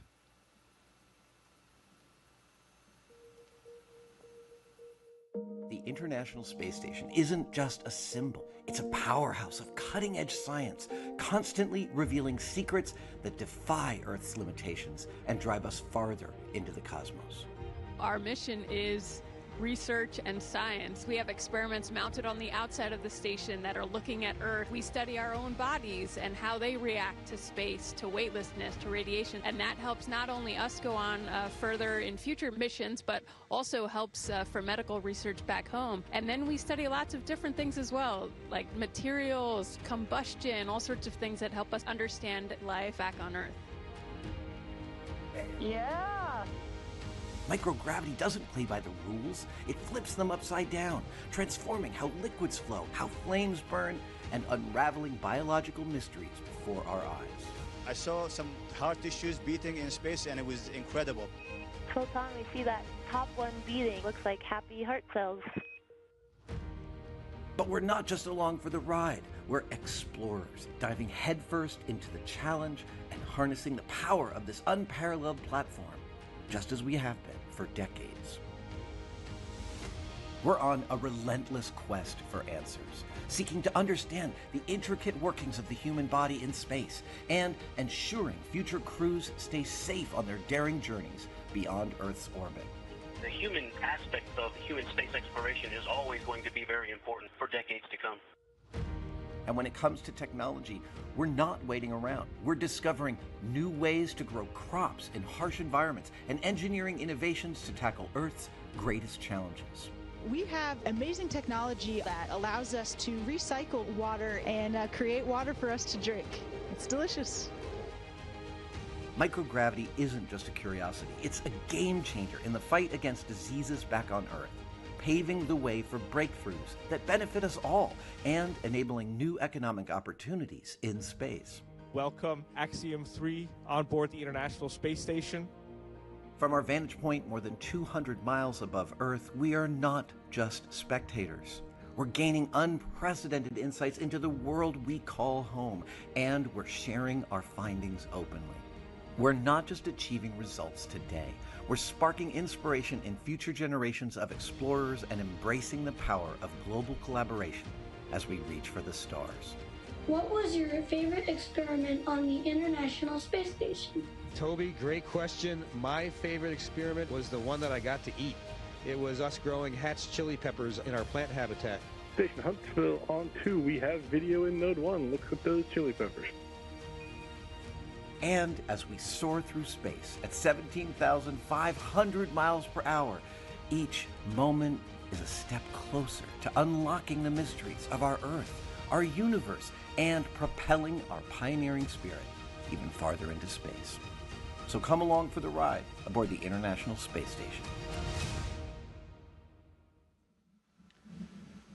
Nick, you spent more than a year cumulatively of time on that International Space Station. When you think back to the things that you work on, what comes to your mind as some of your favorite stuff?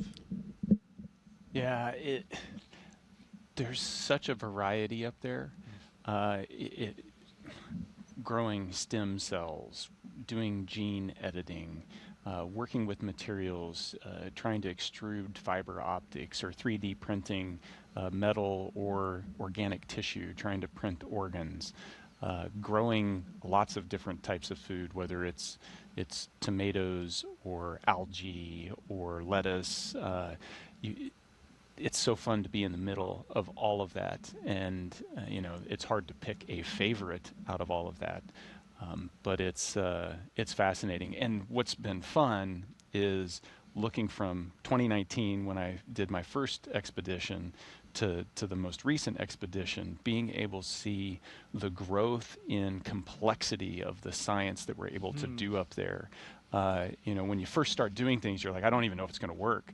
And once we start to figure out and adjust, now we're able to start to really reap the rewards of all of that effort.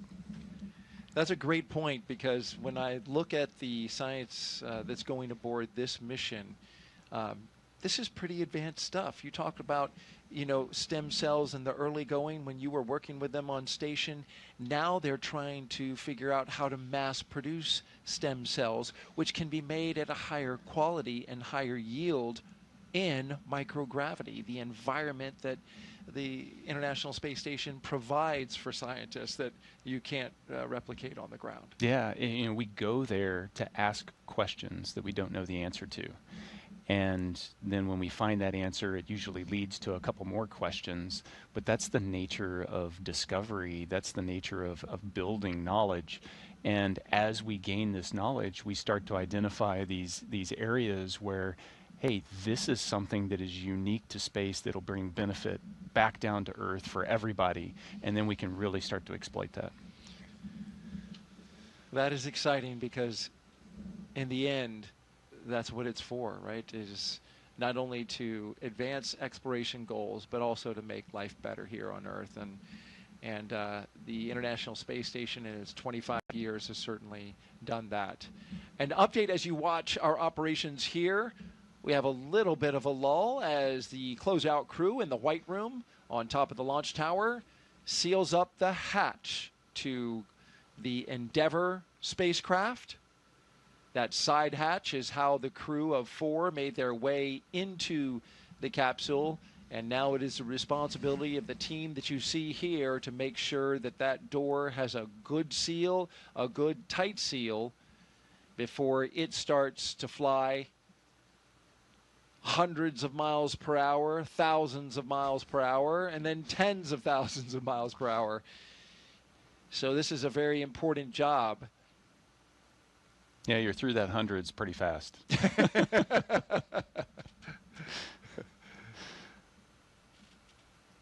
What's the ride like on the Dragon specifically at liftoff? It's smooth. Yeah. Yeah, it feels so smooth. Liquid propellant? Yeah, so you don't, I never got a chance to fly on the shuttle. But the shuttle was rough because of the solid rocket boosters. That's what everybody said. You don't have that, and the thrust level is a little slower here, so it also doesn't throw you off the pad. It's a slow acceleration, but it's a constant increase in that acceleration that just keeps going until you get to kind of the end of first stage. It's just super smooth. And then when the first stage is done, it separates, and then there's 5 seconds or so before you light the second stage engine, upper stage, and so you're weightless. And that was completely different than Soyuz, because Soyuz hot stages, and so you never have that period of weightlessness. And so you spend 5 seconds and you're like, okay, we're weightless. I'm ready for it to light. I want to make sure we get there, and then it continues on. And so it's a smooth ride all the way up. The second stage is a kicker, though, isn't it? It all starts slow. So the G ramps starts up? and then it slowly ramps up. So there's not too many jarring moments flying on a Dragon.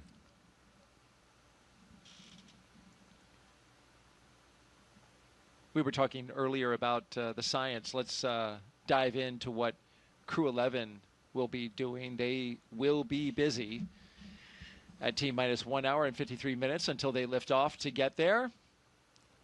We have 2 astronauts and 1 cosmonaut inside Crew-11 right now.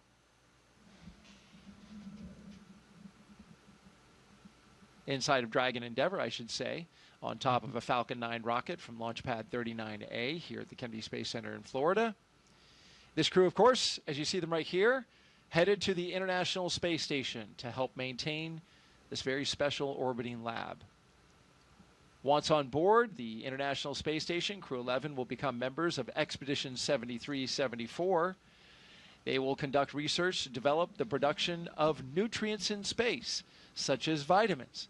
They will also evaluate mass-producing human-induced pluripotent stem cells, or iPSCs, to develop cell-based therapies for diseases such as cancer, as well as a possible alternative to antibiotics. Crew-11 will test using phage therapy to treat bacterial infections. And these things are important, and you were telling me this yesterday when we were going over the show and prepping for the show, and I asked you, is an infection or a cut worse in space than it is on ground? And you said yes. Yeah, our immune systems are suppressed. They don't operate as efficiently in space as they do on the ground. And one of the experiments that I was a subject for up there, and it's an ongoing experiment, is looking at the immune system and just trying to figure out why does it get suppressed like that. But yeah, if you cut yourself and it gets infected up there, it takes longer to heal. So don't cut yourself when you're in space. I just wrote that down as my notes for when I fly tip. one day. Yes. Pro tip. Pro tip. Yeah, and if you do, and you were explaining yesterday, if you do cut yourself, it's not like, the blood goes out into space. It holds to your finger because of surface tension. Right? Yeah, it does. Water does amazing things up there. Just weird stuff. If you get water, it floats, and we see all these videos where it's floating as a bubble inside, in front of them. But if you put your finger into that, it just kind of adheres to the surface of your hand and kind of crawls all up your arm, and then it'll stop, and then it becomes body temperature, and then you can't even tell there's water on your hand because there's no motion associated with it because it's just stuck in that one spot. It doesn't exert any weight on your skin. It's the same temperature. So you just don't even know it, and so you'll have water globs on you and just not notice until something gets wet, or somebody smells you if it's sweat. That's true. That's true. It's polite to just hand them a towel. Team.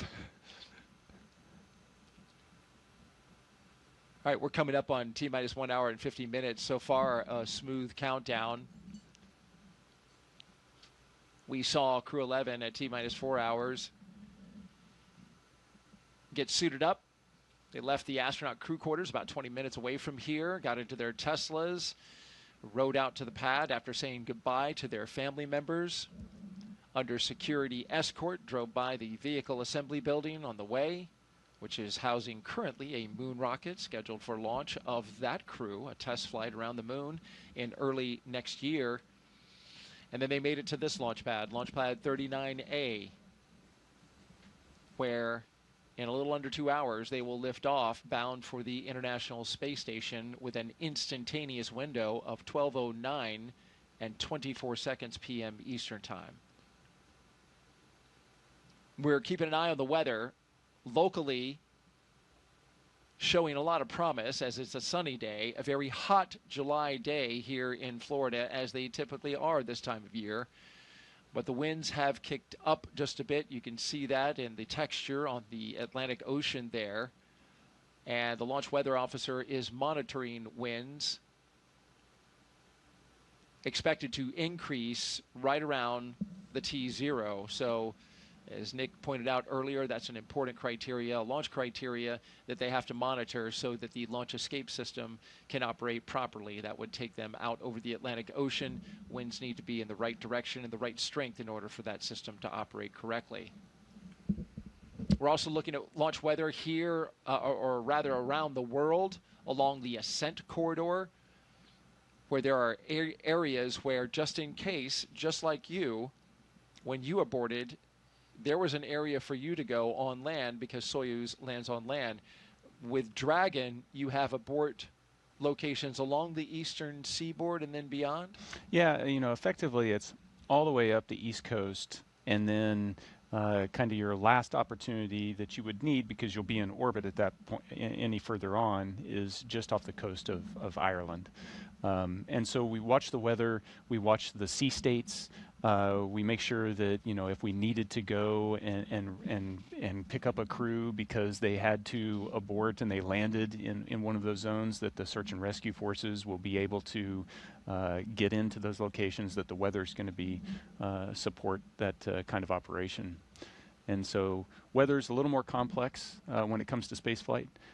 You've got to take a global perspective and prepare for all those different contingencies.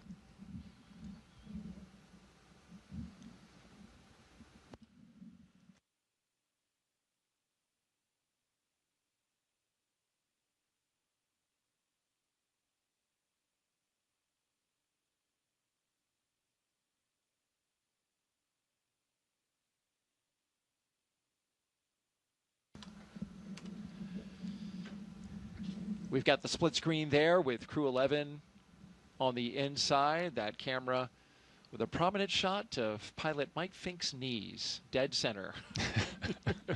But the rest of the crew is also there. To Mike Fink's, to screen left is mission specialist Oleg Platonov. To Fink's left, to our right, moving right to the two positions, would be our commander, Zena Cardman. And to the far, far right, next to the window, is Kimiya Yui. There's a lot of rights and lefts there, Daryl. Yeah. We need some on-screen graphics to make it. Yes, I think you're right about that. And so after you're done here today, we will be drafting you into our production team. Oh, okay, great. Nick. We could use the help. No, we've got a great team that does a great job, but I do appreciate that. You know, you can make out below the crew cargo. Ah, yes. Yeah, so there's cargo supplies for them, but there's also science that they bring up, as well as survival equipment. So there's 3 pallets that are below those 4 seats that are chock full of gear. And the red one is like, that's like first aid kit, possibly? Your red one is the life raft. Life raft, okay. Yeah. So we showed a clip of that in the NBL at the very beginning, where you throw that out and there's a bottle. As you throw it, the rope will extract and then eventually pulls on a bottle that inflates it, and that's what they were crawling inside of in the NBL for training. It also looked like they had water wings. Personal flotation devices, yes. They look like water wings to me, Nick. Yes, yes. You know, we train for that kind of thing, so it's a standard you have to meet to be able to, all of you, go from this configuration they're in right now to put on the personal flotation device and get out of the capsule in 90 seconds.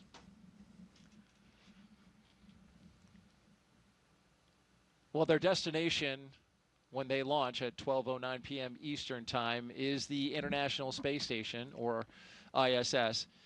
This will be commemorating a significant anniversary on November 2nd. When we get to that date, we will have had 25 years of continuous human presence aboard this orbiting laboratory. And liftoff. International Space Station is underway. We are in the golden age of the space station right now in terms of the return on investment and what we're able to do there. One of the great legacies of the space station is not just going to be science, but very importantly, the international cooperation. This is perhaps most prominent, international cooperation for exploration.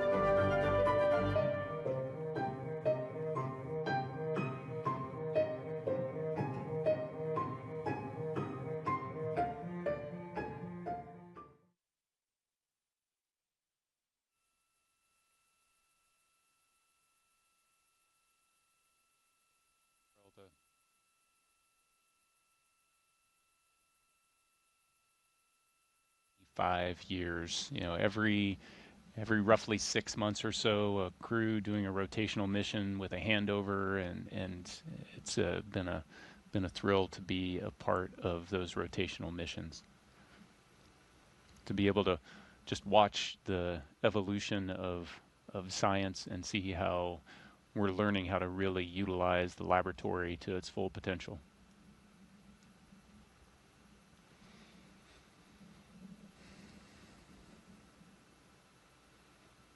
I don't know where those clouds came from. They need to blow away.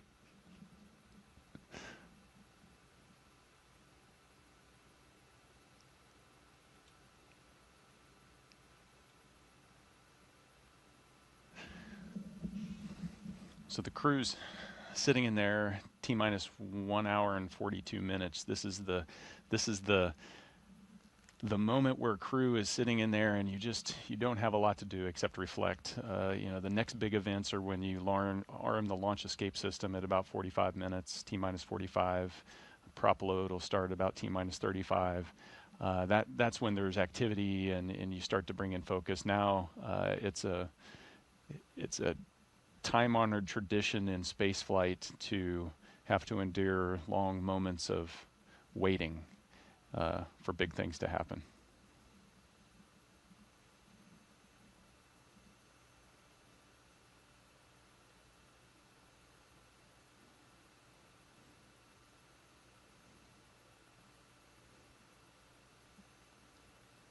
That's a better view. I don't see the clouds.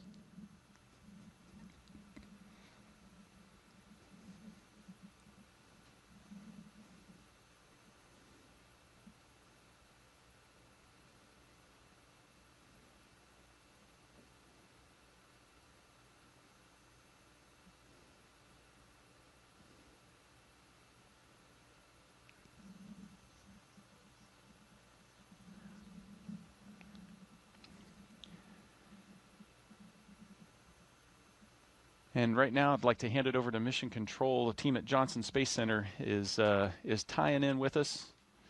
How are you guys doing? Hey Nick, hey Daryl, we're doing good over here. This is Mission Control Houston in the International Space Station's Flight Control Room at NASA's Johnson Space Center. The team continues to prepare for launch and is being led today by Flight Director Scott Stover. Today we will be launching the 11th rotational crew mission to the International Space Station under the agency's commercial crew program. Following Crew-11's arrival, the space station will have a total of 11 crew members represented by 3 different agencies aboard for just a few days. Once on board, Crew-11 will go over a brief handover period and procedures with the off-going Crew-10, including a safety briefing and orientation, and then the new crew will jump right in to help advance scientific knowledge and demonstrate new technologies. After a few days of handover activities, the members of Crew-10 will prepare for their undocking and return to Earth. Direct handovers between crews allow for continuity of the activities and helps to ensure a continuous U.S. presence on the space station, which is about to celebrate 25 years of continuous presence in November. Ahead of Crew-10's return, JAXA astronaut Takuya Onishi will turn over command of the space station to Roscosmos cosmonaut Sergei Ryzhikov. The space station is currently in Expedition 73, and in the fall, NASA astronaut Chris Williams and Roscosmos cosmonaut Sergei Kudzverchkin and Sergei Mikhailov will join the on-orbit crew. Shortly after the departure of the Soyuz MS-27 with NASA astronaut Johnny Kim, coming home will mark the commencement of Expedition 74, which will be led by the new commander, Mike Fink. All of this, of course, coming up after today's launch. We continue with the countdown, and with under 2 hours before launch, we'll send it back over to the Kennedy Space Center. Daryl and Nick?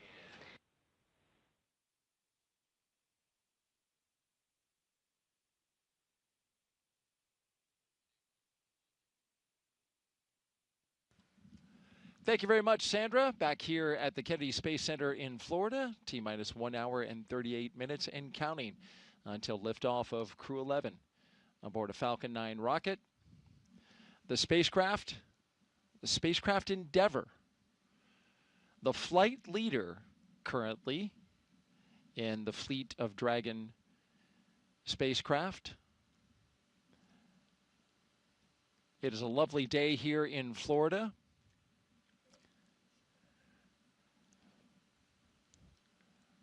You're looking up in the skies now, and as typical for this time of year, starting to get a little cumulus clouds forming as the cool sea breeze makes its way over land, encountering the warm air here in Florida. Hot and humid air. So we are expecting to get a few cumulus clouds. That was a minor concern for weather. We are still 90% go, but that 10% was for cumulus clouds, and we're starting to see them forming in our shots around the pad. But we're not expecting that to be clumped over top of the pad at T0, so we're still 90% go.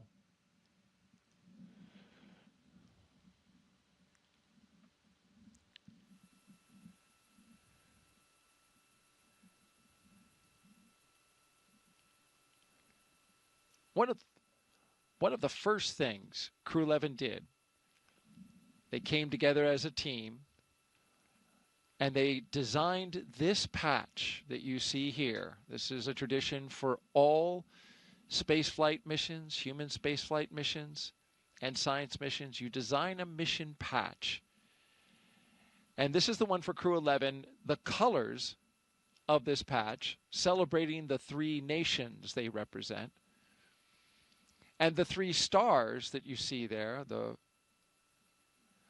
ones with a starburst, they honor their space agencies working together, the 3 of them, NASA, Roscosmos, and JAXA. The 2 sunbeams that you see coming from the upper right, shining down, well, they make the number 11, shining on a tiny blue dot, our home on Earth. The Dragon looks on, of course, a nod to both the spacecraft and the spirit of exploration, while a red flame wraps around it all, symbolizing the full journey, launch, life in space, and a safe return home. And if you look closely, you can see a tribute to their children in the stars. This is a reminder that the missions like this, as we know, when we got the question from 8-year-old Knox earlier, they help to inspire the next generation. Appreciate all those young folks who get the bug for space knowledge and to learn about space and exploration, which requires a good foundation in STEM, science, technology, engineering, and mathematics. Yeah, it all starts with education. I think kids grow up, children grow up inherently curious. I mean, we've been there and we've asked why, and we've all been in the position where we've had, someone sit there and just continue to ask why. That's really what we're doing on the station with all of our research, all of our exploration. We're asking the question why in a bunch of different ways and trying to find the answers. That we're just wired that way. Mm. It is so true. And speaking of kids, kids are on the mind of some of our crew members. Talking about Oleg Platonov. He has a child whose toy he is bringing aboard the International Space Station, taking one of his kids' toys so that it will be a spaceflight flown toy when it comes back down to Earth, along, of course, with pictures and some other artifacts. But each one of the crew members gets to take something up, and that's what Oleg's taking. Yeah. So I hope it's not his kid's favorite toy. Yeah, he's going to be without it for a while. No, but that might cause more of a problem on Earth. But it's something absolutely that Oleg's child's going to just cherish the rest of his life, and having the opportunity to bring up little things to be able to give as mementos to friends and family is huge. Oleg's fellow mission specialist, Kimia Yui, well, he's bringing a lot of pictures of family, friends, and colleagues. And one of the pictures he's going to take up, he's going to then give back to the people who gave him the photo. So that's a touching thing. We talked earlier in the show about what Mike Fink is bringing up. He's bringing up a Gamasa from the state of Assam. He, of course, said in a press conference recently, he's been married 25 and a half years. To a wife, his wife of Indian origin, and the Gamasa is a silk scarf that carries with it the blessings for his trip to the ISS from her side of the family, and he's taken one not only on this mission, but he's taken that Gamasa on all 3 of his previous missions as well. Yeah, good luck charm. I'd stick with it. It's working well for him. That's right.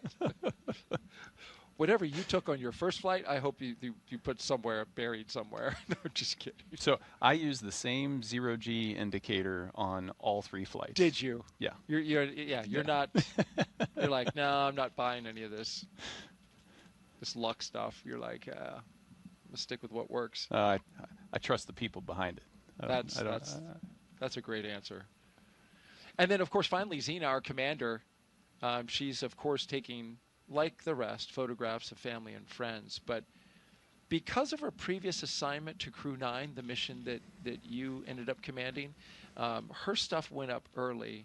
And one of the things that she mentioned that she is taking up and shared with the public was that she has some cards that were written by her late father that she included in Crew 9, but now we're coming up on anniversaries in a certain amount of time that he has not been with her, and she gets to now see those cards again when she arrives at the International Space Station. Yeah, it's truly touching, and it was one of those things. Once Alex and I got to the station, being able to make sure that we got that stuff set aside and ready for her, knowing that she was going to come in trail, and no, it's going to be a special moment for her. That's right. You actually had her stuff put into place. Yeah, packaged it all up. Yep. She may even have a birthday gift up there waiting for her. Who knows? Well. Teaser. What is it? Nice try. Well, it'll be up to her on whether she shares it or not, but we'll stay tuned. We will stay tuned. Yeah, but those things show you that it is a very human endeavor.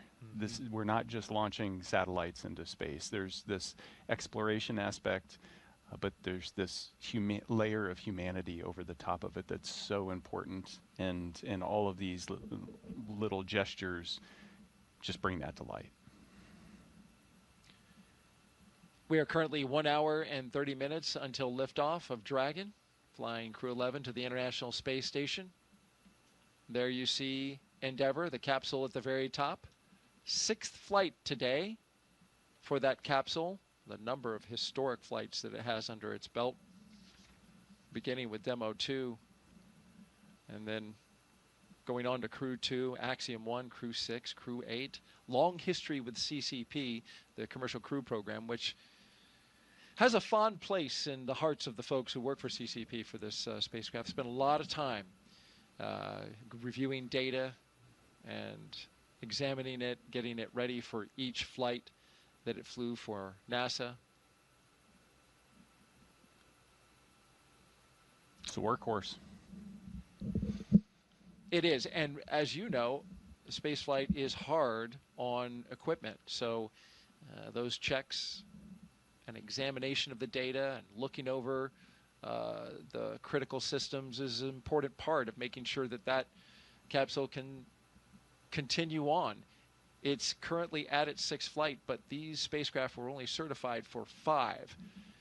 CCP did a recertification, moving it up to 6 flights. Ultimately, SpaceX would like to fly these capsules 15 times. And they say that they have systems that are ready for 15 times reuse. Commercial Crew program is currently reviewing and looking over the data to determine how much more of the systems need to be reviewed in order to certify it for those additional flights. But that's exactly it. That's the goal here, is to make these spacecraft and rockets reusable, bringing down substantially the cost of spaceflight. Yeah, and hopefully opening space up to so many more.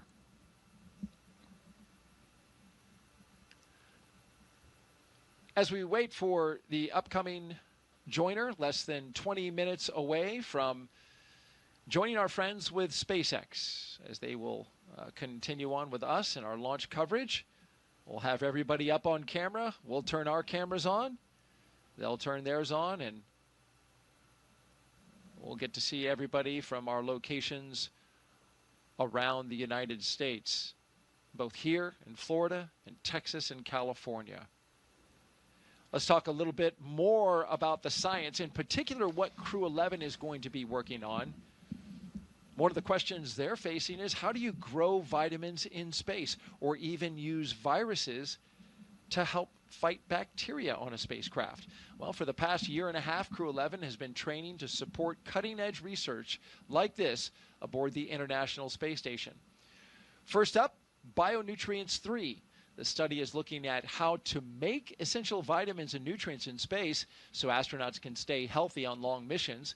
They'll be testing samples like yogurt, kefir, and a yeast-based drink to see how well they work in microgravity. Next up is Stem Cell X IP1, which uses space to grow stem cells. These stem cells can turn into any type of cell in the body and could one day help treat diseases like cancer. Growing them in microgravity may produce more volumes of cells, mass producing them, and better ones than we can make on Earth. And then there's Genes in Space 12. It's testing phage therapy, which uses viruses that could target and kill bacteria. It could be a powerful alternative to antibiotics, especially in space, where infections can become harder to treat. Some really fascinating research happening on board station. In addition to the human research side of things, you were talking about this earlier, each one of these astronauts will be studied, many of their biological functions, and their, of course, biological data will be studied as their time comes to a close in space, and studied afterwards, studied during, studied afterwards, and possibly it being an 8-month mission. Yeah, you have the opportunity as crew members to volunteer to be a human test subject for a lot of different experiments that are focused on how does microgravity and the space environment, the high radiation environment, how does that affect human physiology? And it runs the gamut from just muscle and bone health all the way down to genetic structure and how that changes, or how our immune systems might be suppressed. And we've been doing this for 25 years and we're still learning. Space is hard on the human body, is it not? It is, but the body is so amazing in how it adapts. It is constantly responding to the environment around us, and we don't really see that on Earth because the changes in the environment around us aren't dramatic enough. But when you pull us out of Earth and put us into space, that dramatic change, you get to watch your body respond to all of that, whether it's spinal growth and straightening that causes you to grow a little bit taller, whether it's the fluid shift and you know the pressure distribution within your vascular system is more balanced, and you feel that in your head. It goes even to the way you perceive the environment around you and your mental predictions of how things behave. You start to predict and think in weightlessness.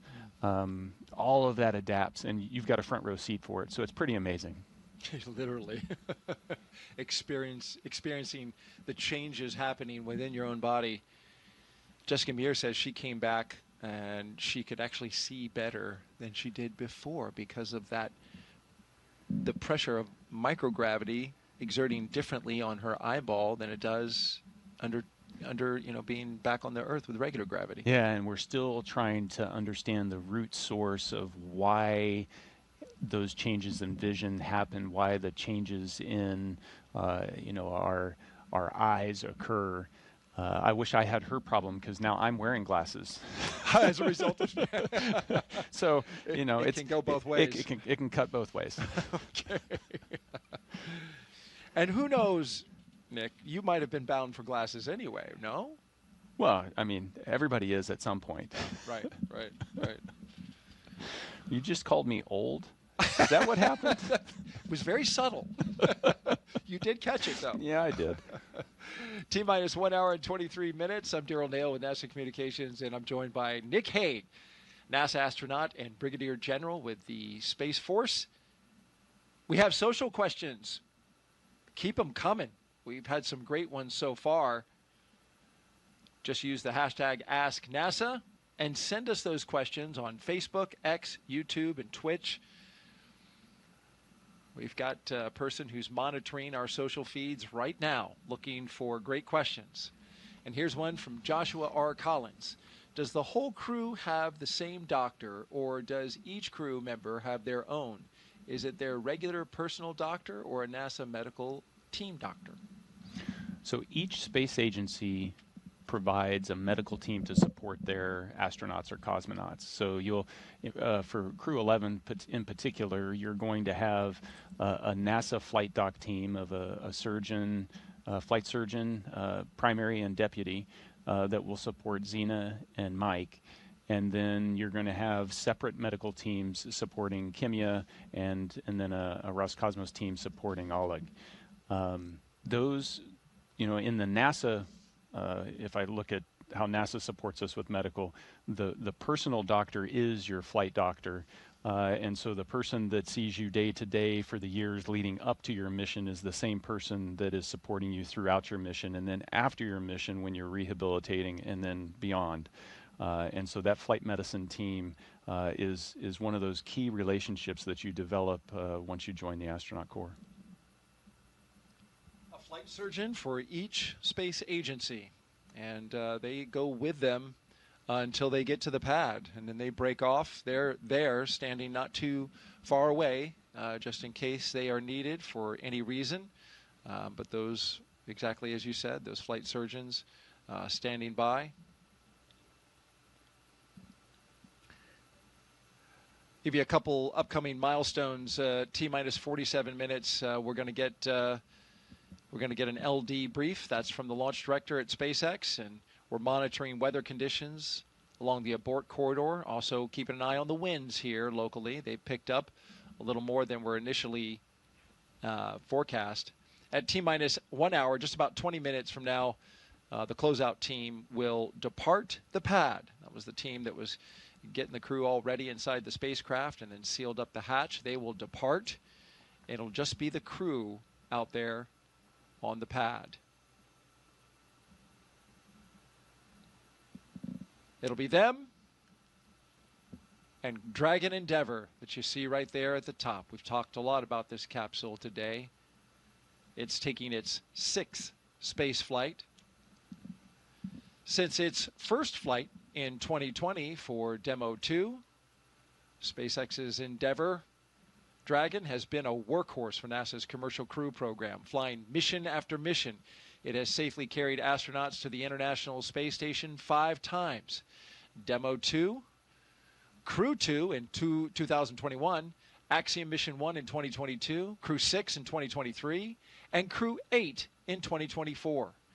In all, Endeavour has flown 9 NASA astronauts, 3 space tourists, 2 Roscosmos cosmonauts, 1 retired NASA astronaut, 1 ESA astronaut, and an Arab astronaut from the UAE to and from the International Space Station. Crew-11 marks Endeavour's 6th mission, the flight leader to the ISS. And we leave you now with dancing from Crew-1. Apparently choreographed as well. Look at that. And they had their act together. What choreographed dance moves did you do, Nick? Don't dance. That's one thing that Don't didn't. dance. That's one thing that didn't translate into space. Yeah, I don't dance on Earth, and I didn't dance in space. But you can do somersaults and flips and twists, though. Yes, especially as you're zipping around that space station. I mean, it's fun. Yeah, oh, man, it's like, it looks like it. Every dream you had as a 5-year-old of flying around, and you get to do that every day. I used to dream that as a kid so often that I could just flap my arms and fly. Yeah. It was a recurring dream that I had, and sometimes I woke up really actually believing that I could fly.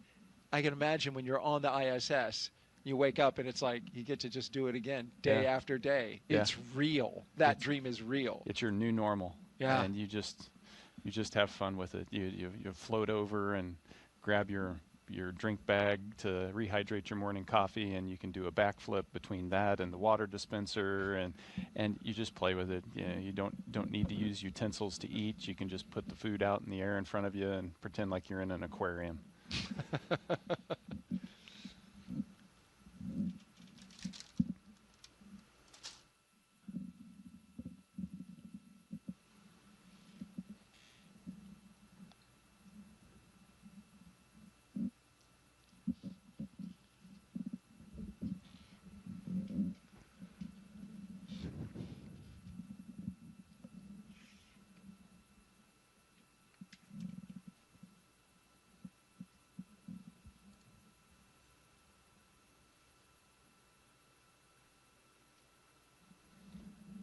So those flags were hanging dead for a while, but they're blowing again. Yeah, that's the breeze that the forecasters looked at the charts and the data that they have around all the instruments that we have around the Kennedy Space Center. And early this morning forecasted earlier kick up to those winds, and so we're seeing them now. They've got a forecast for 14 knots around liftoff time with a peak of 18 knots. Of course, they're going to reevaluate that here in about 25 minutes or so. And of course, we'll be listening in to the launch communications by the team, making sure we keep you updated to their progress. We have a launch opportunity today at 12:09 p.m. Eastern Time, but if for some reason the weather does not work out, we have opportunities the following days. Tomorrow, on Friday, August 1st, where we have an 85% go for weather, with the only concern being potential cumulus clouds like we're seeing today. The only thing there is that the ascent corridor goes up in terms of its risk, because there is a trough of disturbed weather coming across the country, and we'll be out into the Atlantic by then. So that is something that they'll have to monitor. That's why today is such a perfect spot, because that is low right now. That potential concern is at a very low state.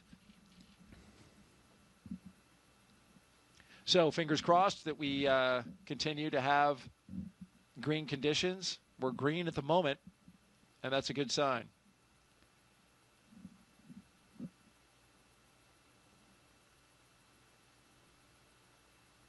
We're T-minus 1 hour and 15 minutes until the liftoff of Crew-11 on a Falcon 9 rocket to the International Space Station. Thank you for joining us.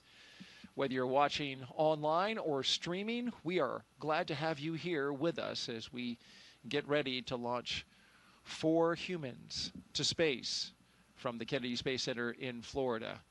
Crew-11 will be the latest crew to fly as part of NASA's Commercial Crew Program, which uses private companies to transport people to and from the orbiting lab from U.S. soil. Those people, NASA astronauts, like the one sitting right next to me right now, Nick Hague.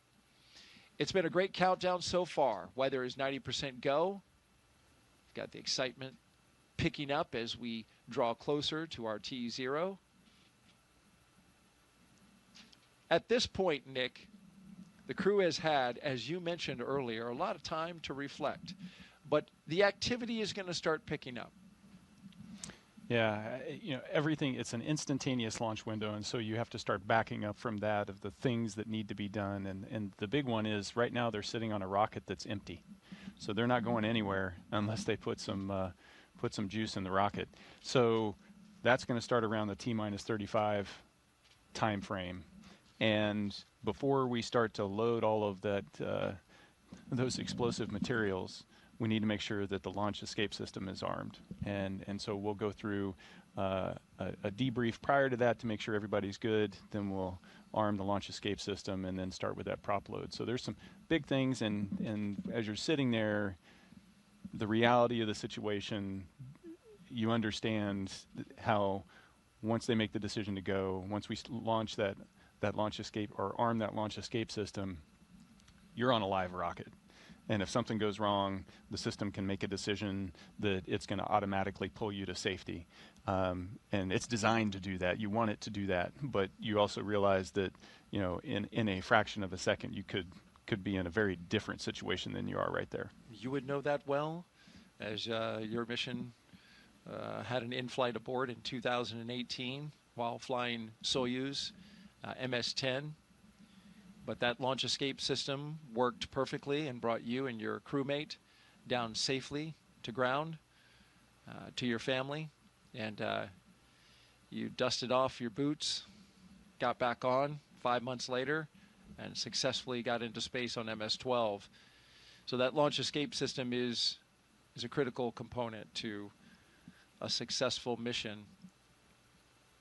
Absolutely, and we test them rigorously. And you know, SpaceX did an in-flight abort test.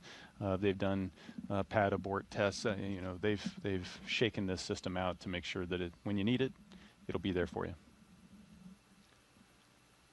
This will be a 38.8 hour transit from the ground here at Kennedy to docking to the International Space Station. So the crew that you see there, I hope they have some audiobooks and some movies, because that's a long time. There's an opportunity. There are 2 windows, and there's a heck of a view out there. No doubt. And you know, but they're not going to spend 40 hours strapped into seats like that. After they get into orbit, once the nose cone opens and they're kind of clear of the second stage, the upper stage, they'll be able to unstrap and take those suits off. They'll dry them out and put them away, and then they'll be essentially in short sleeve shirt, pants, and it's a pretty comfortable, spacious place to hang out in.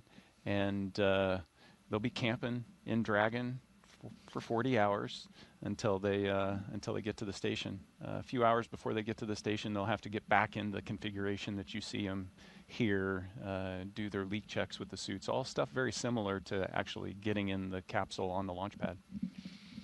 Is it roomy in there? It doesn't look roomy from this shot, but I know there's a lot more to Dragon than what we're seeing right here. Yeah, it is quite roomy. There's a whole bunch of volume, and when you're in space, you think about floating, you think about volume and not necessarily surface area, and so the volume you don't see is above the displays. You can fit a couple people up in the space on the top of the screen that's off screen that you just can't see.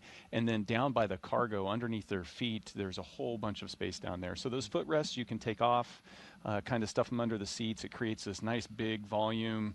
You can pull out your food and your drinks. You can stick things to the walls. And, you know, but it's like camping in a SUV. There's room, but you're still in an SUV. And you got to communicate, like, hey, excuse me, can I get over there, or can I get around you? And yeah, you know, let me put up the privacy curtain. I have to use the restroom. You're looking at a live view of Crew-11 at Launch Complex 39A at the Kennedy Space Center in Florida. Stay right here. In just a few moments, we'll be expanding our live launch coverage.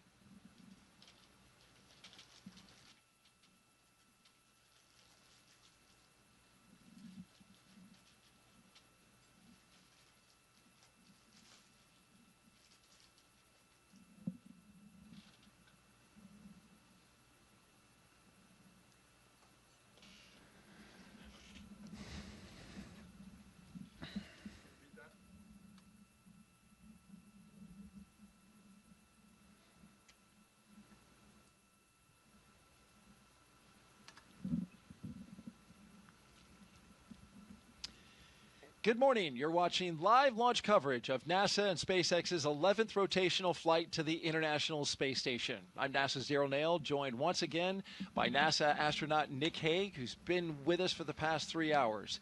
Liftoff is set for 12:09 p.m. Eastern Time from Launch Pad 39A here at the Kennedy Space Center. And before we continue, a quick reminder about Nick's incredible experience in space. General Nick Hague was selected as a NASA astronaut in 2013. His first flight to the space station in 2018 ended in a launch abort following a rocket booster failure on Soyuz MS-10, a dramatic escape that he and his Roscosmos crewmate survived safely. He returned to space in 2019. Here on Soyuz MS-12, spending 203 days on the ISS, and last fall, he commanded NASA's SpaceX Crew-11 mission there, as you see him getting ready to go with cosmonaut Alexander Gorbanov. In total, Nick has logged 373 days in space and completed 4 spacewalks. It's so great to have you here today as you've been sharing your experience, the lessons you learned, your experience in space, and some of the human emotions that every astronaut goes through on a day like today. Yeah, no, Daryl, it's a thrill to be here. I wouldn't want to be anywhere else. We're getting ready to launch 4 humans into space. It is such an amazing thing that is so hard to do, and to be able to witness it and then just be a part of that legacy of doing it over and over again for decades is a thrill. And a great responsibility by all involved. Crew-11 is launching from Pad 39A, and we're now just over an hour away.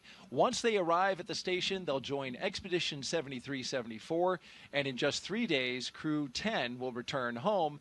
This will be what's called a quick 3+2 crew handover. You were Crew-9, you get a little time with the crew that's coming up, and it's important time. It is, because you're living on the space station, so you train for how to work all the systems, but the real living aspect of it is something that you can really only do in microgravity, in that weightlessness, and it really is something that you try to maximize.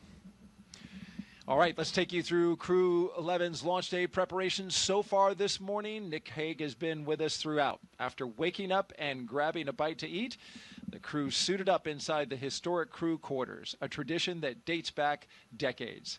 SpaceX teams helped them into their custom pressure suits, and just like the other crews before them, they gathered around a table for a card game to burn off any lingering bad luck before launch. After that, they followed in the footsteps of every NASA astronaut since Apollo 7 in 1968, walking out to greet a crowd of family, friends, and supporters with a big wave. Then it was into their Teslas for a security-escorted ride out to Launch Pad 39A, a 20-minute journey filled with anticipation as they drove up with their rocket in sight. Once there, they looked up, got a close-up look at the rocket, walked through the crew access arm, and climbed into their spacecraft. And now, there they are at the top of this rocket, inside that Endeavour capsule, and they are awaiting the next big milestones, the fueling of the rocket and the arming of the launch escape system. Throughout the broadcast, we are taking your questions to Nick Hague. Just use the hashtag AskNASA on the platforms Facebook, YouTube, X, and Twitch. We really want to hear from you. So send us those questions. He's got answers, and he's got good ones. Also, if you're watching YouTube, be sure to refresh your player or browser so you can join our live chat. At this time, we are expanding our coverage to include our partners at SpaceX. So let's welcome in the SpaceX and NASA commentators joining us live from Hawthorne, California, home to the SpaceX mission team. Welcome aboard. Thanks, Daryl. So excited to be joining you and Nick Hague here and Joseph. I'm Somi Srivastava, a certification engineer here at SpaceX. And I'm Joseph Zakshevsky with NASA Communications, and you're absolutely right. It's a thrill to be here today and exciting to be joining you again from Mission Control here in Hawthorne as we count down to liftoff of Crew-11 just over an hour from now. Crew-11 is our 11th operational mission with SpaceX, flying astronauts for long-duration missions to the International Space Station, and the 12th as a part of NASA's commercial crew program with SpaceX. Crew-11 has 2 first-time flyers on board, as well as a veteran NASA astronaut and a veteran Japan Aerospace Exploration Agency, or JAXA astronaut, making their return to microgravity. The multinational crew also represents 3 different space agencies: NASA, JAXA, and Roscosmos. Today's crew will fly aboard Dragon Endeavour, which was the first operational Dragon to carry crew on board during SpaceX and NASA's Demo 2 mission in 2020 with astronauts Bob and Doug. Endeavour has been pretty busy since then, having also flown NASA's Crew-2 mission, AX-1, and NASA's Crew-6 and Crew-8 missions. This will be the first Dragon to fly 6 times. Overall, for the Dragon fleet, this will be Dragon's 49th visit to the space station and its 19th human spaceflight mission overall, and the 5th Dragon flight just this year. Now, over the last 3+ hours, Crew-11 has been going through all the detailed process of getting ready for their mission, as you've been following along with Nick and Daryl from the Cape to the International Space Station. So let's introduce you to the crew. In the commander's seat is NASA astronaut Zena Cardman, who will be conducting her first spaceflight. She holds a Master of Science in Marine Sciences from the University of North Carolina, Chapel Hill. Cardman has experience with NASA research in the Canadian High Arctic and has supported real-time station operations and lunar surface exploration planning. Now, to the next of Zena is going to be pilot Mike Fink, a veteran of 3 space flights. Fink has completed an impressive 9 spacewalks, totaling 48 hours and 37 minutes of the time spent outside the orbiting laboratory. And he's also spent a total of 382 days in space, and Fink is certified pilot for the Boeing Starliner, as well as SpaceX Crew-Dragon, a part of the NASA's Commercial Crew Program, as well as the co-pilot and flight engineer on Soyuz, and a mission specialist on the Space Shuttle, STS-134, that was Space Shuttle Endeavour, and fitting that he flies on Dragon Endeavour today. Serving as a mission specialist, or pardon me, Sonia, is going to be Japan Aerospace and JAXA astronaut Kimiya Yui. Yeah, and today's flight will be Yui's 2nd trip to the space station. He was selected as an astronaut by JAXA in 2009 and has logged 142 days in space. And to round it all out, Roscosmos cosmonaut Oleg Platonov is also serving as a mission specialist and was selected as a cosmonaut in 2018 and will be making his first space flight today. Now, as we get closer to 1 hour away from liftoff, let's take a look at what's going to be happening with Crew-11 once on board the International Space Station. Crew-11 will briefly become members of Expedition 73 and then Expedition 74 in the fall. Following departure of Soyuz MS-27 spacecraft, that's when the expeditions will change over, and that departure will feature NASA astronaut Johnny Kim. They'll also conduct space station maintenance and scientific research to understand plant cell division, finding alternatives to antibiotics and microgravity, investigate producing essential nutrients on demand for long-duration missions, and study how spaceflight affects human physiology and psychology. The crew will also engage with students worldwide via the ham radio and use its existing hardware with newly integrated software to test a backup lunar navigation solution. So as the crew continues to prepare, as does the team on the ground, let's check in with another member of our broadcast team, Ronnie, here with SpaceX for an update on all things on the rocket, the capsule, the crew, and more. Ronnie? Thanks so much, Joseph. I'm Ronnie Foreman, a senior sales manager, joining you today from the SpaceX Statics Desk. It continues to be a smooth countdown, and we are looking good for an on-time liftoff, which is at 12:09 p.m. Eastern Time from the historic Launch Complex 39A in Florida. Now, coming up here in just about 15 minutes, we're going to be listening in for our team to report our final readiness for propellant load with a final go, no-go poll. Of course, here on the ground, teams will be staffed around the clock in mission control, which is just behind me here in Hawthorne, to monitor Dragon and the mission, not just today, but throughout the entire mission, from liftoff to Crew-11's arrival at the space station, all the way through splashdown when our astronauts return home. On console or on headset in mission control, as you can see on your screen right now. Tank isolation valves to equalize low flow pressure.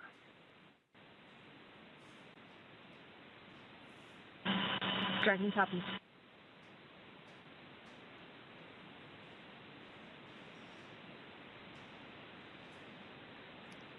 So we've got some good live action there from our teammates in mission control.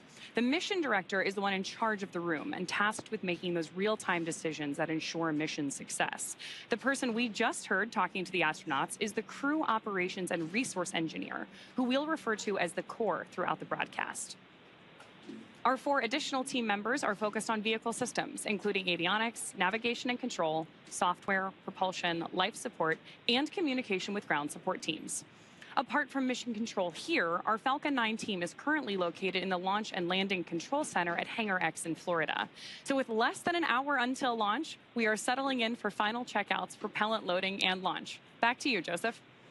Thank you very much, Ronnie, and thank you for those updates as we are getting that live action in real time, and we'll continue to monitor those communications with the crew and everything surrounding Crew-11 and their launch here today. Now, NASA has its own team members at NASA's Mission Control Center in the International Space Station's Flight Control Room, and that's in Houston, Texas, where another teammate of ours for today's broadcast, Sandra Jones, you've heard from her earlier. That's where she's located and has been busy preparing the International Space Station for Dragon's arrival. Now, the team in Houston is currently working through their go, no-goes and looking to confirm that the station is ready to receive Dragon Endeavour and the new crew. Now, following liftoff for the flight today, it's going to take about 39 hours, you've heard, about phasing, so a good stair-step journey to get to the International Space Station, with Dragon flying autonomously the entire way. Docking is targeted for the early morning hours on Saturday, August 2nd at 3 a.m. Eastern at 12 a.m. Pacific time. And just like autopilot on a commercial aircraft, the crew always has the ability to take manual control of the spacecraft if needed. We are now at T-minus 58 minutes and counting down to today's launch. While we wait, let's check in with NASA's Sandra Jones at the Johnson Space Center to see how things are shaping up at Mission Control in Houston. Sandra, how's it going over there? Tracking copies. Go for 4.100 set. We'll go. And welcome back to Mission Control Houston here at the Johnson Space Center in Houston, Texas. We are here in the hub of human spaceflight at NASA.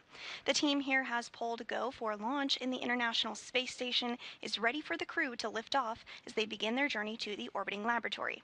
At the time of launch, the space station will be traveling 260 miles over the South Pacific Ocean. In the home stretch of the rendezvous, NASA and SpaceX flight controllers will enter into what we call integrated operations, where both flight control teams will conduct a series of go, no-go polls for Dragon Endeavour's docking to the International Space Station. Rotational missions like Crew-11 help NASA continue to maximize the important research and technology demonstrations made possible only in the International Space Station's unique microgravity environment. The space station is critical for NASA to prepare for future commercial low Earth orbit destinations and to understand and overcome the challenges of long-duration spaceflight necessary for a long-term presence on the Moon and crewed missions deeper into the solar system, including on to Mars. Now, here's a closer look at the mission and what Crew-11 will have to look forward to during their stay aboard the International Space Station.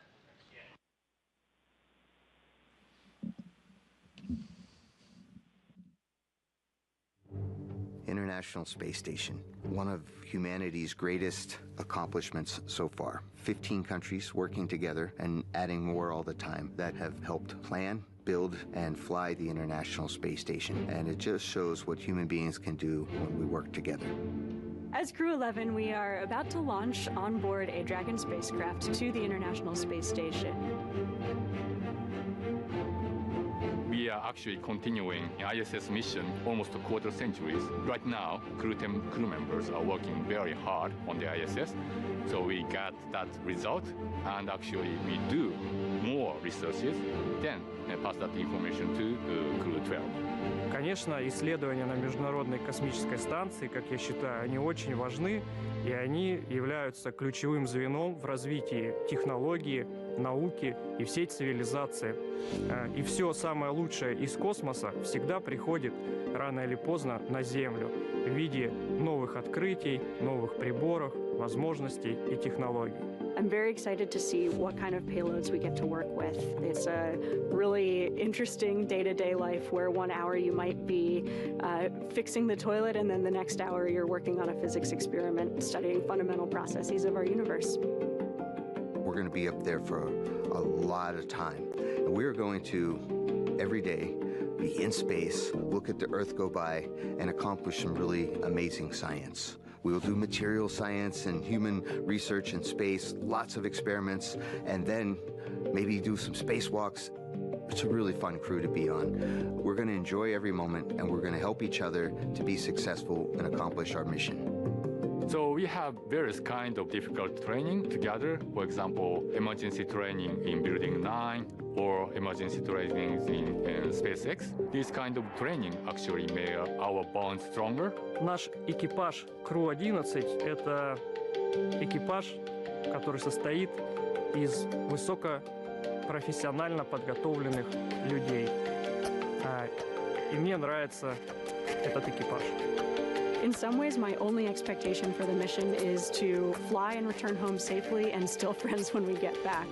There are so many things to play around with, to study, to explore, and I'm really open to every possibility, ways to engage with the International Space Station.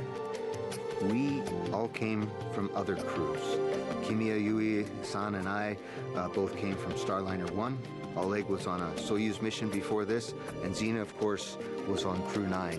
But we all came together with our previous experience, melded into a really fun team. We're ready to go fly to our International Space Station.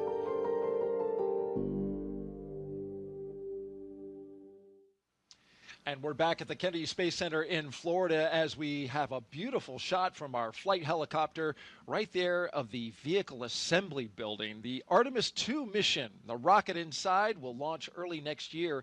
4 astronauts around the moon. But we are focused now on that launch pad that you see right ahead of us, which is Launch Pad 39A and the Falcon 9 rocket with the Endeavour spacecraft on top of it. We've got 4 astronauts inside right now getting ready to launch to the International Space Station.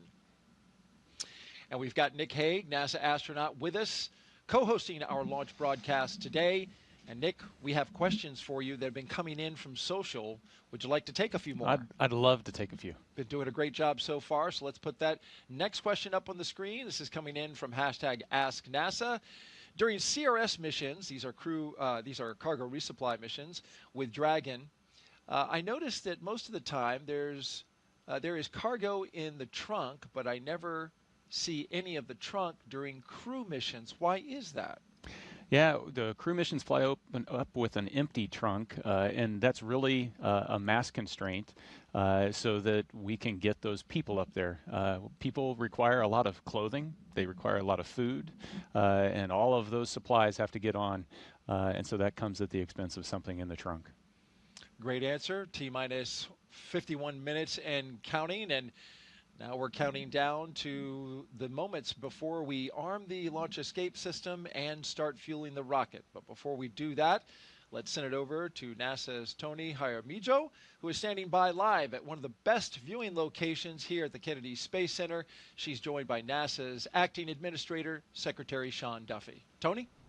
Hey, thanks, Daryl. That's right. This is one of the best viewing locations where our guests have an amazing view of the rocket at the launch pad off to my left here. And joining me is Secretary Sean Duffy, NASA's acting administrator. Secretary Duffy, did you have a chance to speak to the crew before they headed out to the launch pad? I did. I was behind the glass yesterday with them. Again, I would tell you, they're right out of central casting.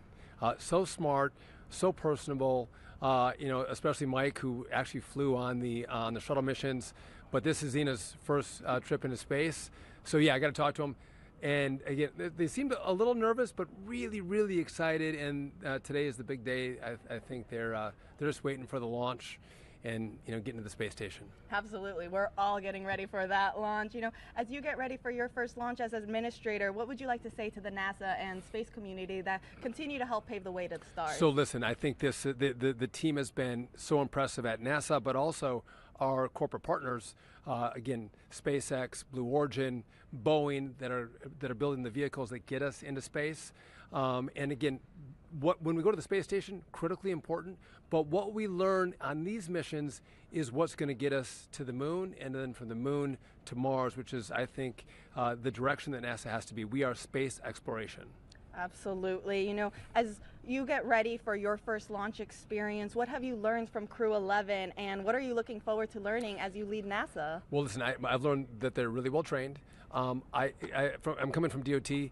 The safety components that go into making sure these launches happen and happen safely is really, really impressive. The checks, double checks, triple checks. But moving forward, listen, I'm looking forward to Artemis. So a lot of people don't know Artemis, right?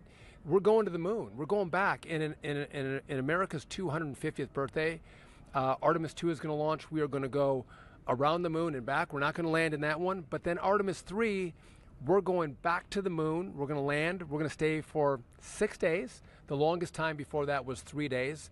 And then from there, we're going to start deploying all of the assets we need to build our base. And we're going to stay on the moon. We're not planting our flag and leaving. We're going to stay, learn, and then go to Mars. Again, there's critical real estate on the moon. We want to claim that real estate for ourselves and our partners, which is going to be critical to be successful in that mission. Absolutely. A lot of exciting missions coming ahead. I mean, you just mentioned one. I guess what should be that next exciting mission that the public can look forward to? Well, I think it's going to be Artemis 2, right? Again, going back to the moon. And again, sometimes you might think we already did that, right? We did that in the Apollo program. But what's happening with technology to get us there? It's revolutionary. And what I love is sometimes people will go like, well, what does this mean for us on Earth? Why are we doing this? Well, there's the exploration point of being an American, and that's what we do. We explore. We were pioneers. But also what happens with our scientists, our engineers, the machinists, the welders, the jobs that are created, and the quality and innovation in rockets that are happening in America, and the time frame in which we can produce them is amazing. And we have great competition. Obviously, this is a SpaceX. So over here, it's a SpaceX rocket, which they have been remarkable. But again, we have our other players who are chomping at the bit, and they're great partners. And again, we want to have a vibrant private sector business that partners with NASA as we accomplish these missions. Absolutely, and we are very much looking forward to Artemis 2. Secretary Duffy, thank you so much for joining us. Now we'll send it back to our team in Hawthorne.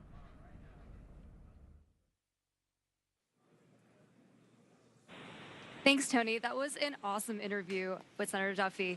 We are also really excited to see what Crew-11 does and accomplishes on their mission. But now let's bring it back to Mission Control here in Hawthorne, and the teams are continuing to prepare Falcon 9 and Dragon for launch.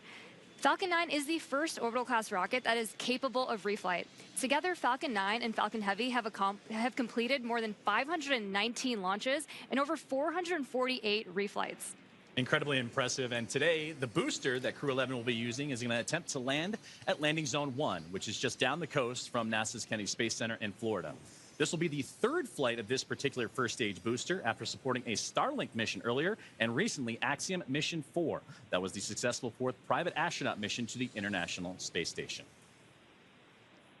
Rapid reusability drastically reduces launch costs, and it's the key innovation that is making space more accessible for the entire space industry as a whole. While this young booster is on its third trip to space, we are working towards qualifying our fleet of Falcon boosters and fairings to support up to 40 missions each. For those of you following along, we're currently at 29 flights of a single Falcon booster, which is absolutely wild. Increasing Falcon's flight count provides valuable information and data on repeated reuse, which is a super critical element in making life multiplanetary. This same spirit of continuous iteration and innovation does not stop with Falcon 9. NASA awarded SpaceX a contract to develop the U.S. deorbit vehicle, a modified Dragon designed to guide the space station through a controlled re-entry into Earth's atmosphere. And when the time comes and the International Space Station reaches its end of operational life, which, trust me, it still has a lot of life to give right now, Dragon will help achieve that safety orbit.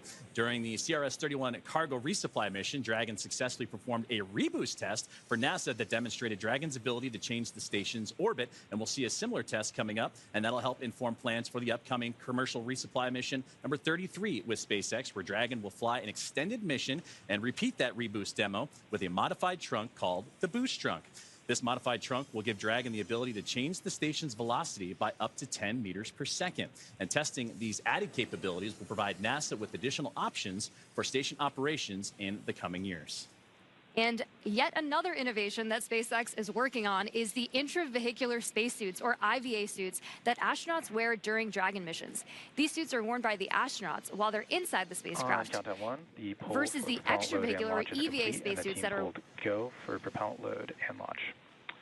For all operators in MCCX and Hangar X, both control rooms will go into lockdown at T-minus 45 minutes and will remain in that state until LES is disarmed.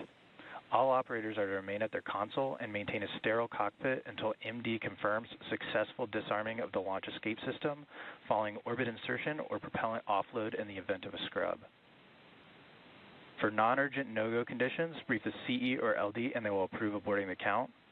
For urgent issues affecting the safety of the operation, operators shall call hold, hold, hold on the countdown net. Launch control will abort the launch auto sequence immediately and proceed into launch abort. At T-minus 10 seconds, launch control will be hands-off and relying on automated abort criteria for the remainder of the count. Operators advise launch director whether structural breakup or fire is imminent or occurring per Dragon manual flight escape rules.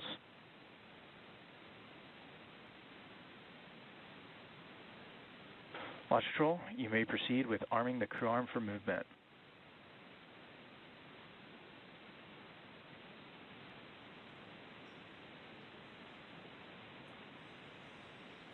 Arming crew arm for movement.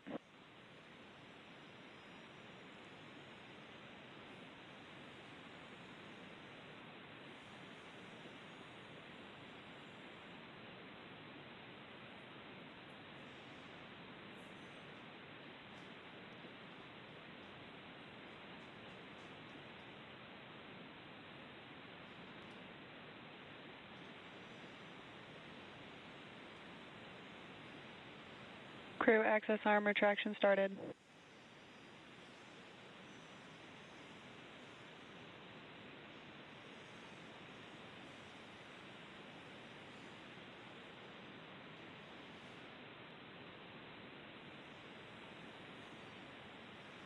And we are watching the crew access arm rotate away from the Dragon Endeavour and the Falcon 9 rocket. That was an incredible view, Nick, from up high, 275 feet in the air. Yeah, and so as the arm goes away, that's really your first unobstructed view out those two windows inside the Dragon capsule. Unique to Dragon for Soyuz flyers, there were no your windows don't open until you get all the way up to orbit and come out of the fairing. So here you can see what the weather's doing outside for yourself. And there they are, strapped in, Crew-11. Our next big milestone. Crew access arm retraction complete. As we hear that the crew access arm has completed its retraction. Our next big milestone is to have the astronauts drop their visors and start up for Section 7 in their operations. SpaceX, you are go for Section 6. Close visors and arm launch escape system. Dragon copies. Go for Section 6. Closing visors and arming LES. They may have renumbered the procedures because in the past it was Section 7. That's we may not have gotten that update. But this is a critical moment indeed. And that crew access arm, it can rotate quickly back to Dragon in this SpaceX, moment. Dragon, visors closed, arming LES. In this moment in between before they have the launch escape system fully armed. Right? Indeed. So the commands that are available to Xena and Mike at the displays, she's arming the launch escape system now. As that's armed, there's also a button that's going to show up that'll allow them to do an emergency egress, which will command that arm to swing over rather rapidly. And by the time you're out of your seat and ready to open the side hatch, the arm's in place so that you can get to the escape tower. From the escape tower, of course, they would zip line down to safety, to waiting vehicles, and then exit the launch escape system is verified armed. The blast danger area. Now we have the launch escape system armed. This is a critically important system, Nick, that you actually had to use Dragon copy. on one of your missions, MS-10, back in 2018, that saved your life and the life of your fellow crew member. It's part of spaceflight today. What does it provide for this crew in this moment? Yeah, in this moment, it's its safety net. So the launch escape system is constantly trying to determine, is everything going okay? And it does that with looking at a bunch of different parameters. But as long as those stay within bounds, it doesn't do anything. But if something changes, or if there is a handle that the crew can initiate the launch escape, If that's activated, then this is going to separate them from that rocket and get them to a safe distance. And it's from the point right now on the pad all the way until they're in orbit. They've got continual safety net there to protect them. That capsule can get up in a hurry, too, as you were mentioning with these abort systems. They got to move quickly, going 436 miles per hour in a matter of 7.5 seconds. The Dragon can do that when it fires up its Super Draco engines if it were needing to get away from the pad in a hurry. Yeah, absolutely. You want to. We're about to load the rocket full of fuel and oxidizer, and so if that energy is released, you need to be as far away from it as you can be, and so that escape system is designed to get them away in a heartbeat. As long as everything continues nominally, it's our hope that that system will not be needed today. As we march towards loading those propellants Nick was talking about, that begins at T-minus 35 minutes and counting. Another big moment when they start flowing RP-1, Rocket Propellant 1, which is a refined form of kerosene, similar to jet fuel, as well as that oxidizer that together produce that 1.8 million pounds of thrust to lift that rocket and the crew into space. Yeah, it's definitely an important moment, but it's also an exhilarating moment because this is when you start to hear the rocket come alive. The pumps and the fluid moving and the vibrations and it's, Dragon starts to have a personality, if you will. You can hear those sounds, right? Valves moving and clicking. You feel it, yeah. You hear it, you feel it. T-minus 37 minutes and counting until liftoff. We're just 2 minutes away from beginning to load propellant into the Falcon 9 rocket.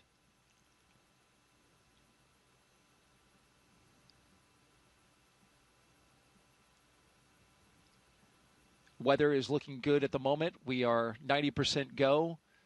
There was a small concern for cumulus clouds in the area. That's just the 10% because of course, this is July in Florida. And you can see even now, Nick, the sea breeze from the cool ocean starting to create... Tanks are venting for the start of propellant load. Starting to create those little cumulus clouds bubbling up around the pad. We had a clear sky earlier. We're getting a little bit now, but overall, we're expecting that should be clear. I see blue. It's the glass half full. I like that. As long as we have that blue sky straight over top of the rocket and 10 miles out, we are good to go. And so far, right now, green conditions. The range is clear. The area around the pad. Boat traffic has been cleared by range operations.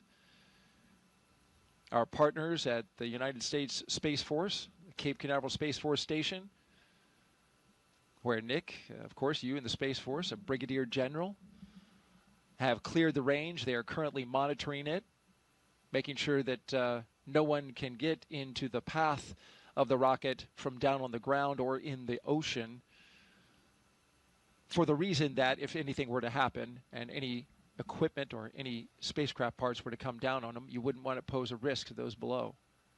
Yeah, public safety is important, but it highlights just the expansive team that even for this one place, the number of organizations that have to work together and they're necessary for success. Our 4-person crew, 2 NASA astronauts, 1 JAXA astronaut, and a Roscosmos cosmonaut seated in launch position, monitoring their systems on their heads-up displays.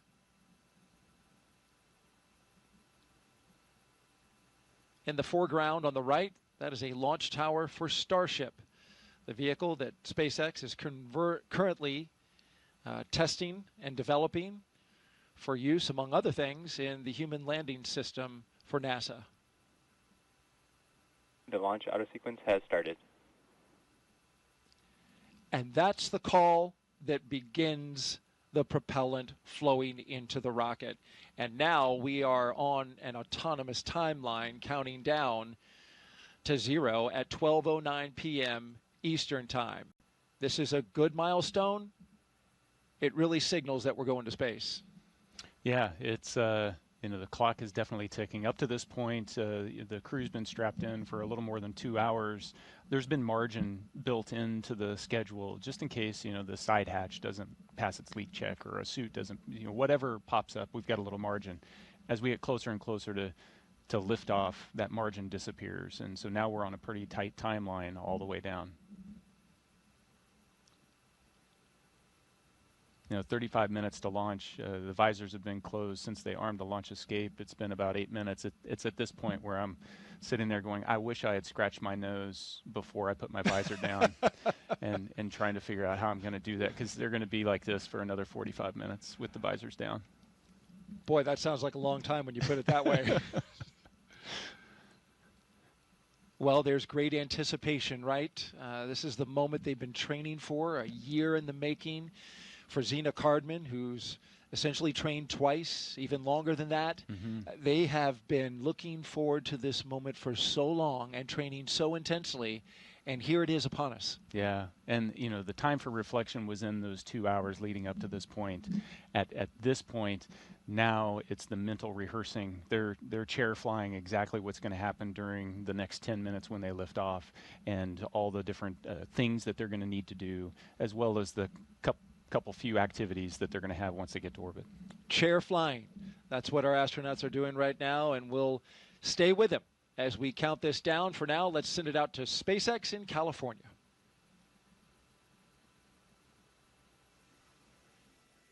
As Daryl mentioned, propellant loading of both RP-1 and liquid oxygen began at T-minus 35 minutes, right on schedule. And weather is our main watch item right now. But I am hearing from our vehicle teams that everything looks good for both Falcon 9 and Dragon.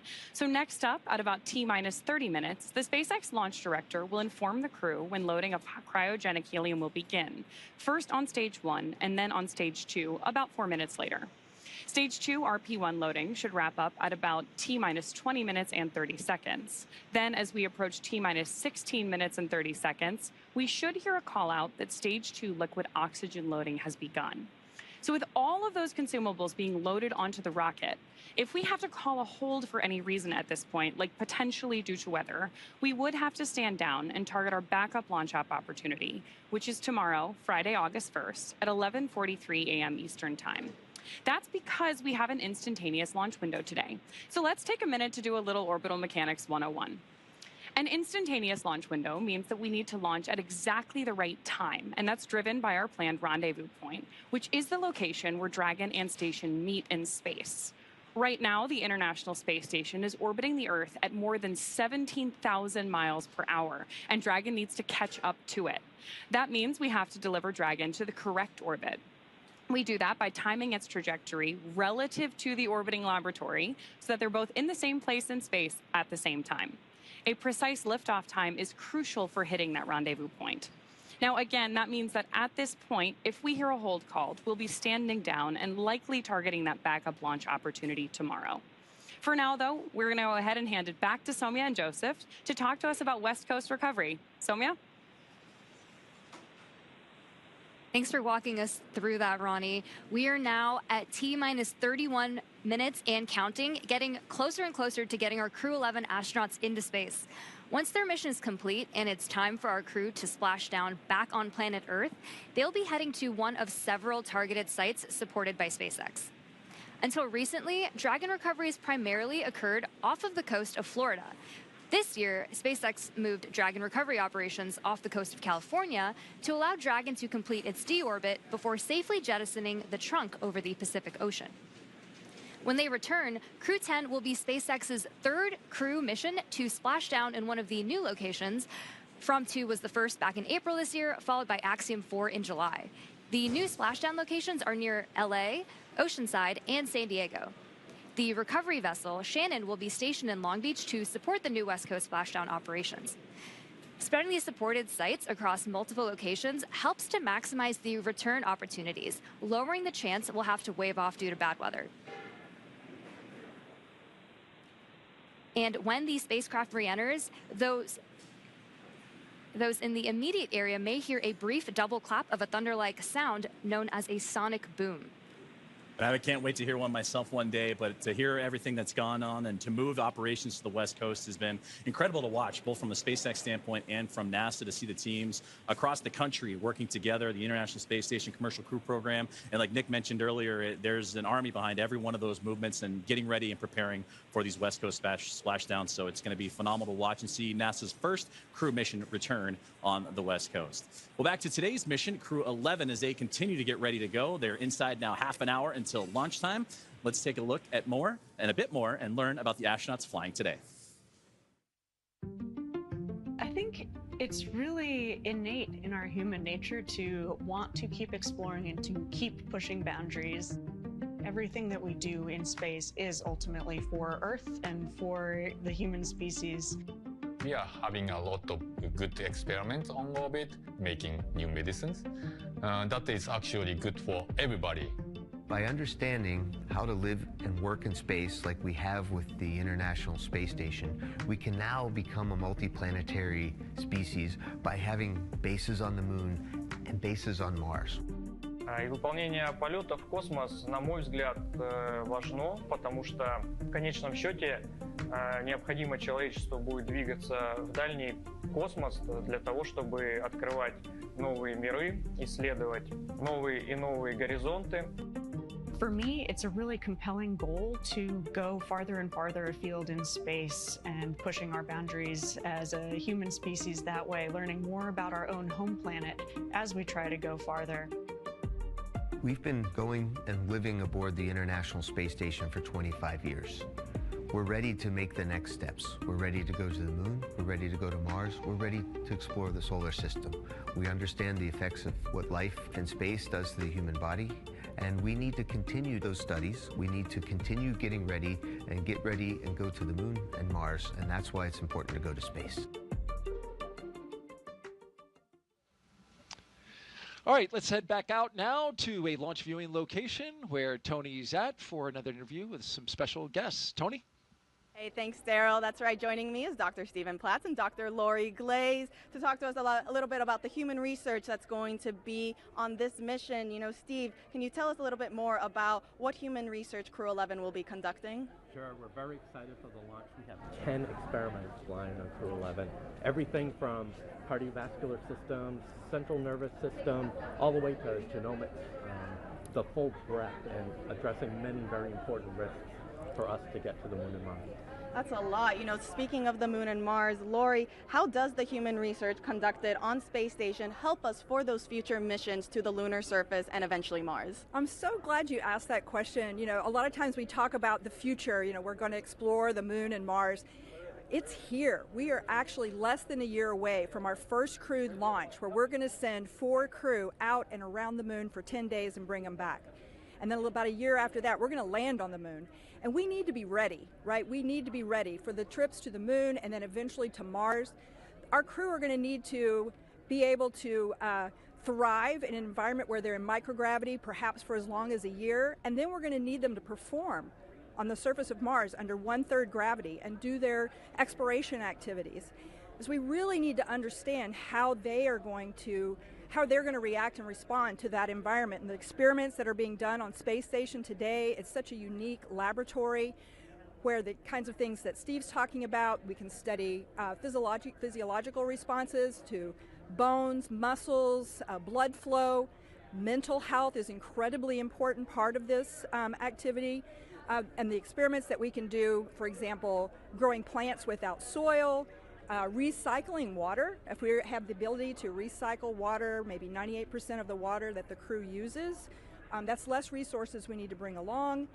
And then sensors that can detect, for example, solar storms so that our crew can take shelter or protect themselves while they're on their journey. So again, the experiments that are being done are incredibly important to our planning, which, as I said, we're launching in less than a year. We need to be ready. That's right. I mean, a ton of valuable research that we are gathering. You know, speaking then on, you know, the research for Crew-11, Steve, I heard, you know, there's a new experiment that's going to Space Station. Tell us a little bit more about that. Yeah, that's called manual piloting, and what that is looking for is the ability for the crew to land a vehicle on the lunar surface. So we're looking at the sensory motor aspects, balance, cognition, some of the things that Lori was talking about, and putting them all together, and we have a simulator that actually moves in all dimensions and allows the crew to feel like they're actually landing a spacecraft. And we're doing that pre-flight. We have some devices on station where we can do in-flight measures as well as post-flight. So that will give us a great idea of what we need to do to prepare the crew to land on the lunar surface. That's great. I mean, you know, Lori, tell us a little bit more about those benefits of traveling then beyond low Earth orbit now. Well, you know, the reasons we're going to the moon and eventually the ability to establish a permanent presence on the surface of the moon, a base per se that we can go back and visit multiple times, is the science that we want to conduct on the surface of the moon will be incredible. We're going to a place that is totally different than where the Apollo astronauts landed, so totally unique environment, different lighting conditions, different geology of the rocks. We anticipate there is water ice beneath the soil in some places near the South Pole where we're going to land humans for the first time ever. So we will be able to do incredibly unique science, but we'll also be able to continue the human research aspects for longer duration stays on the surface of the moon where we're trying to live and work, and that will again feed forward to help us be better prepared for Mars. Absolutely, a ton of exciting things coming up. Thank you both so much for joining us. Now we'll send it back to Daryl and Nick. Thank you, Tony. Crew-11's time in orbit will teach us how to keep humans healthy in space for the long haul. Meanwhile, on the moon-facing side of NASA's work, Artemis II astronauts, including Commander Reed Wiseman, are training for a very different challenge, a 10-day mission around the moon. And before they launch, NASA and the Department of Defense are making sure they know how to get them home, even in an emergency. Here's Reed with a behind-the-scenes look.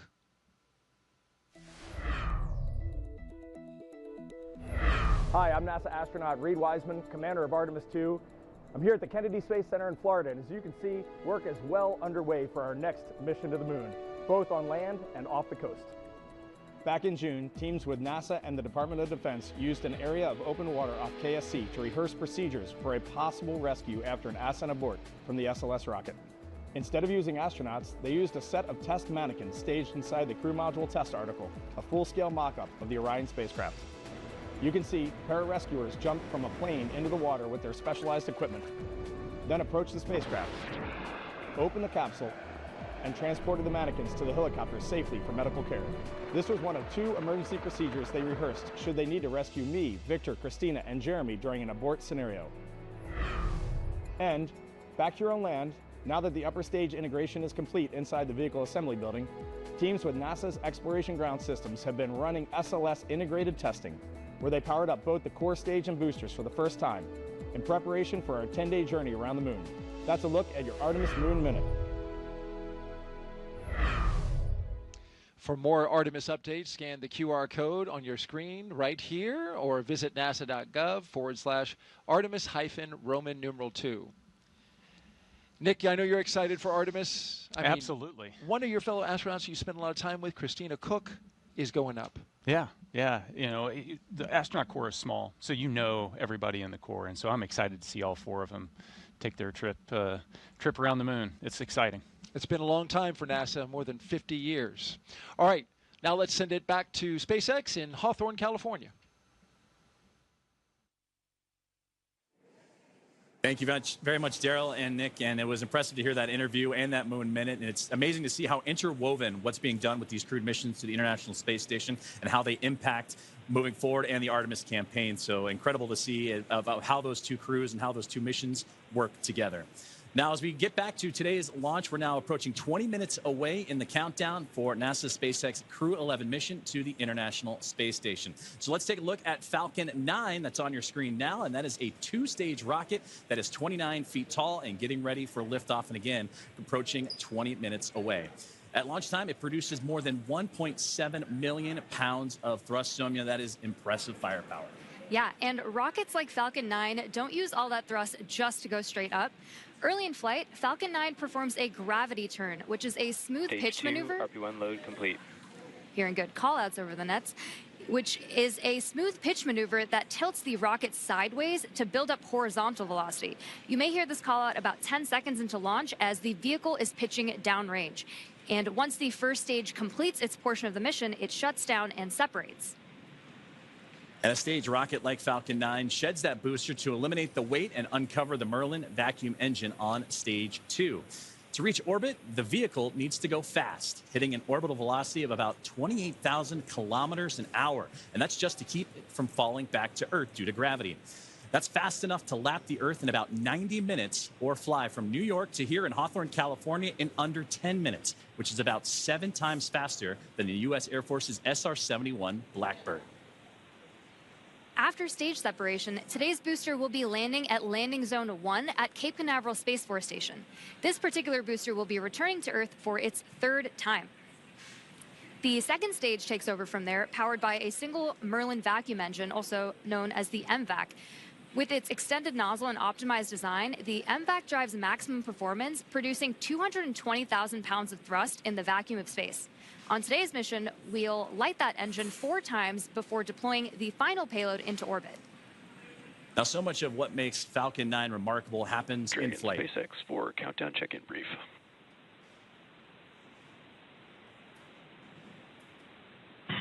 Dragon's with you. Okay, Xena, we have Healthy Dragon, Healthy Falcon 9, just like last time, so prop load is proceeding nominally. We do have one watch item that has popped up. There is a pop-up storm cell that is just to the north of the pad. Currently not violating any LCCs, but we are monitoring this particularly closely as it's moving offshore. We'll let you know if it starts trending towards blocking launch today, but again, not expecting that at this time. Dragon copy zone. We've got a Healthy Dragon, Healthy Falcon. We're proceeding towards launch. Only watch item is a storm cell that is north of the pad moving offshore. We'll continue monitoring, but otherwise looking great. That's a good readback. And great communications there from the team here at SpaceX on the ground in Hawthorne, monitoring. What we've been keeping an eye on throughout the broadcast here today is that weather popping up, but everything else looks strong and healthy. The Falcon 9, the capsule itself, and the crew, they're still ready to roll as we're now about 17 minutes away from the launch. Now, talking back to Falcon 9, and what remarkable happens is what happens in flight. It's the first stage, landing itself on land or on a drone ship in the middle of the ocean, the fairings that can parachute back, all ready for another flight to space. Every part of Falcon 9 is a part of a larger design that comes together to do one thing, and that's escape Earth's gravity. And getting to space is the first step to building our multi-planetary future. At the top of Falcon 9 today, the crew is sitting inside Dragon Endeavour. Dragon has played a significant role in advancing our future in space by safely transporting crew to and from the International Space Station.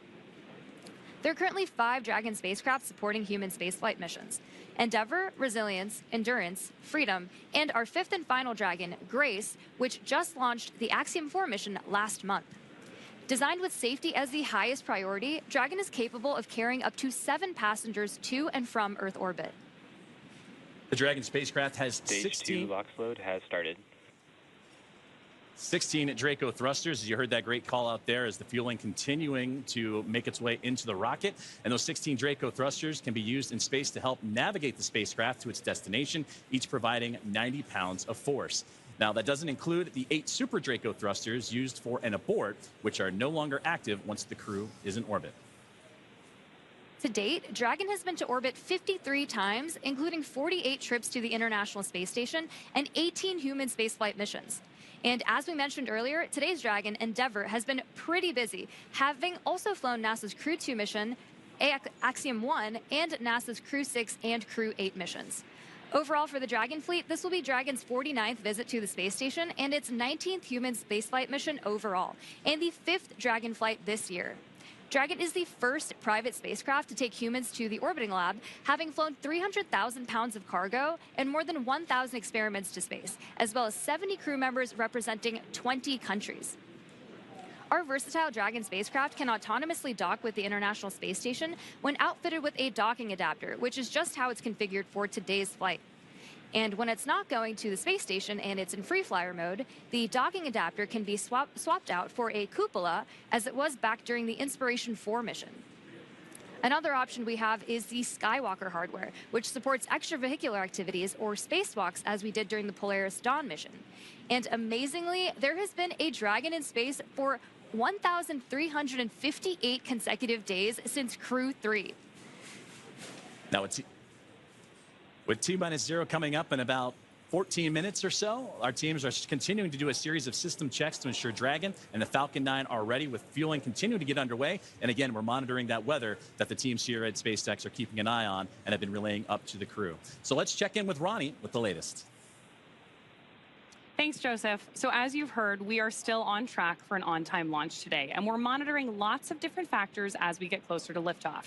Most importantly, both Dragon and Falcon 9, of course carrying our Crew-11 astronauts, continue to be healthy. You heard that we've wrapped up Stage 2 RP-1 loading, and that Stage 2 liquid oxygen loading also wrapped up on time at about 16.5 minutes to go. The launch escape system is also armed. That's, of course, the system designed to propel Dragon away from Falcon 9 in the unlikely event of an emergency. And the Eastern Range is monitoring keep-out zones along the flight ascent corridor and is tracking no issues for today's launch. Weather continues to be a watch item, so we'll keep an eye on that. But for now, we are go for the 6th mission of Dragon Endeavour. It is a fantastic milestone for Dragon, and here at SpaceX, we could not be more excited. So to add a little something extra to our celebration, I've got our Dragon plush hanging out with me here in front of Mission Control. Now, this guy is not the zero gravity indicator for today's mission, but do keep an eye out for that once Crew-11 reaches orbit. This is, though, a fun nod to all the successful flights that Dragon has made, and all of the crews that we have been so lucky to work with. I think this is a great way to celebrate today's flight milestone, and I really have appreciated joining you all. Thanks for joining me at the status desk for all of our coverage today. With that, go Dragon, go Crew-11, and I'm going to hand it back to Sandra for status update from Houston. Thanks, Ronnie. That plush is cute. I'm going to have to get one for myself. Back here in the International Space Station Flight Control Room at NASA's Johnson Space Center in Houston, teams continue to work around the clock to monitor activities aboard the orbital outpost. Leading the team inside the room today is NASA Flight Director Scott Stover. The team in Mission Control and the team in Hawthorne, as well as the astronauts aboard the International Space Station, will track the autonomous docking of Dragon Endeavour when they enter into joint operations. This will happen when the spacecraft enters the approach ellipsoid, which is the invisible boundary stretching 4 by 2 by 2 kilometers that helps us monitor all arriving and departing spacecraft. It's essentially the neighborhood of the International Space Station. Once docked, crew members in both Dragon and aboard the International Space Station will perform a series of leak checks, and then will work to open the spacecraft's hatch for Crew-11 to float into the space station and begin their stay. We anticipate that the hatch will be opened about an hour and a half after docking occurs. When they enter the orbital outpost, crew will be greeted by the rest of the Expedition 73 crew and will come together for opening remarks. But for now, that's going to be all from us here in Mission Control for today, as the anticipation continues to build for launch in less than 20 minutes from now. So, how's it looking on the Space Coast, Daryl? Well, we've got a mix in the weather. There's some clouds that are building, but so far still looking good, okay for launch. It's a watch item at the moment, and so we're keeping our eyes to the skies. Also, this is a first for our broadcast team right here. An astronaut who once sat right here where Nick is sitting as a commentator is now minutes from flying to space. Zena Cardman was once in this very seat, the one that Nick Hague is sitting in now, less than a year ago. She was supporting Nick as he launched with Crew 9. She was originally set to command that mission, but when Crew 9 had the shift and had the change up of assignments, she had to step back to help get the team off the ground. And here's what she said, Nick, after watching you and your crew go into space. Every crewed launch that I have ever watched has really brought me a lot of emotion. This one today was especially unique. I think it was hard not to watch that rocket lift off without thinking, that's my rocket and that's my crew. But I also know that I'm not the only person who can think that. Of course, we have Stephanie Wilson here today, but I mean there are many, many people who made this mission happen, and there are people on orbit who will be taking this capsule home. And it makes me very proud to know that I am one of many people who can say, that's my crew, that's my rocket. Makes me really proud, makes me feel very connected to this mission that we all get to take part of. Go Crew 9. an emotion-filled Zena Cardman in that moment, and she is going to give us some words any moment now. Dragon SpaceX, confirm crew displays are configured for launch. Your thoughts on hearing that after you launched? SpaceX, Dragon, displays are configured for launch. It is our honor, our privilege, and our choice to take part in something much greater than any individual, but it's the individuals who make this endeavor great. To each of you at SpaceX and NASA, to our partners at JAXA and Roscosmos, to family, friends, and mentors, you fly with us today. Arigato gozaimasu. Spasibo большое. Thank you.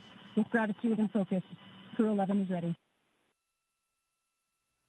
And more words. Crew-11, sentiment is the same on the ground from everyone staying here. We have enjoyed working with you in the preparation for the mission. Looking forward to doing the same in flight. Good luck. Enjoy the ride. And more words from Zena Cardman. We just heard from her live. Yeah. Yeah, it's like I started the show. There isn't any place I'd rather be than here today. What Zena said is so true, you know, and it's this palpable feeling that, hey, that's my crew. Those are my friends. You know, hey, that's my commander. And just to be here and know that, you know, I've done my small part to help support them along their way, and there'll be more support that happens in the future, and to be able to see behind the scenes everybody else that is contributing to that is that's what makes this all so special. Is it's not about the individual. Spaceflight has nothing to do with individuals. It's all about us working together. 100%. Well said, Nick. And kudos to both of you for showing an immense amount of class. You signed up to do this role almost immediately after getting into space, and we heard from you saying, I want to be there for Zena. Thank you for being here. And go Crew-11. And so with just 7 minutes to go, a little over 7 minutes, we want to send it back to Hawthorne for the final countdown. Thank you, Daryl. Thank you, Nick. And those were beautiful words from Zena Cardman. You can hear the emotions behind them and what they're looking forward to getting ready for launch. And they say Crew-11 is ready.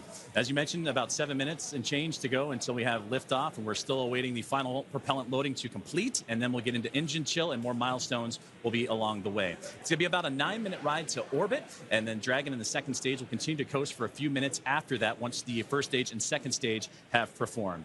You'll be hearing some of those performance calls as we get into that final countdown, and then after liftoff. These are SpaceX flight controllers reporting on the trajectory, speed, booster, and performance, and the key milestones, but there are some other calls that you'll hear the crew make as well, especially after liftoff. The crew will report out a few number and letter combinations which mark different abort zones throughout the flight up the eastern seaboard. The first two, 1A and 1B, are abort modes available. Has started. And right on cue for the engine chill that has begun. And those first stage abort zones, again, 1A and 1B for that first stage. Next are 2A through E. Those will come into play once the second stage kicks in. They'll only hear that 2A call. And diverting a little bit from the other naming systems, we'll hear the call Shannon, which refers to Shannon, Ireland. This means that the crew could target off the coast of Ireland if they needed to abort late in that second stage burn. You'll hear these different calls throughout the flight uphill along the way, and the performance callouts from the guidance, navigation, and control officer, and also the propulsion lead. So we're coming up on T-minus 6.5 minutes. We heard that the engine chill is started, and that means that that small trickle of fuel making its way into the engine to prime it Stage for one, fuel launch. load complete. So we already heard that stage one engine chill has already started, which is a key process that prepares the engines for flight. Right now, the prop in the tanks is isolated from the engines. Sorry. The prop in the tanks has already started trickling into the Merlin engine pumps as the engines are chilling for the start sequence. And we do this because the super chilled and densified liquid oxygen is really, really cold. And we use this process to bring the engine hardware down to a cooler temperature before flowing all of the LOX and propellant into it during flight. At liftoff, Falcon 9 is consuming 700 gallons of fuel per second. So engine chill helps us to prevent thermal shock and ensures nominal engine performance. Shortly coming up, we should also hear the call out for stage 1 RP1 load completion. As you mentioned, engine chill is now underway. We're getting ready for those next call-outs that'll be coming up here shortly, as we are now almost 5 minutes away from liftoff, and that's where they're going to configure for terminal count, and that will be a call for Dragon to configure to terminal count and transition into internal power. Falcon 9 tanks are pressurizing for strong back retract. And at this point, the Dragon onboard Dragon computers is in configured for terminal count. Perfect, right on schedule, and those onboard computers now taking control of the spacecraft. You also heard the call out for pressurizing to give extra structural stability for the rocket as it makes its way uphill. So we're approaching now 4.5 minutes away, and then around that time, you'll hear, you mentioned it there, the strong back retract, and that'll allow provide access to Falcon 9's fueling lines and umbilicals for prop load and a different gases being loaded on board. But right now, everything's starting to wrap up, and Somya, it's exciting to get to this. Strong back retract has started. Exciting to get to this point of the countdown. As you heard it right there, the strong back retract is on its way.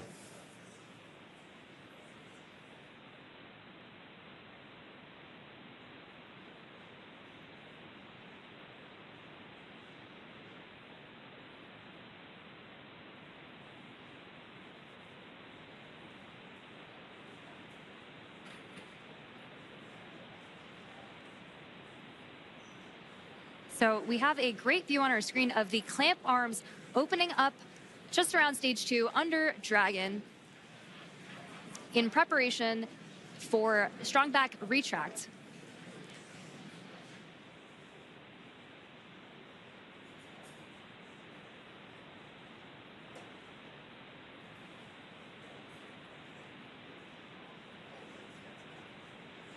We have some really great views on our screen of that happening right now. And you can see it just moving ever so slightly away from Falcon 9 and the Dragon spacecraft, those clamp arms opening. And again, those late stages, those fuel lines starting to wind down their fueling procedures as we're about to hit T-minus 3 minutes until launch.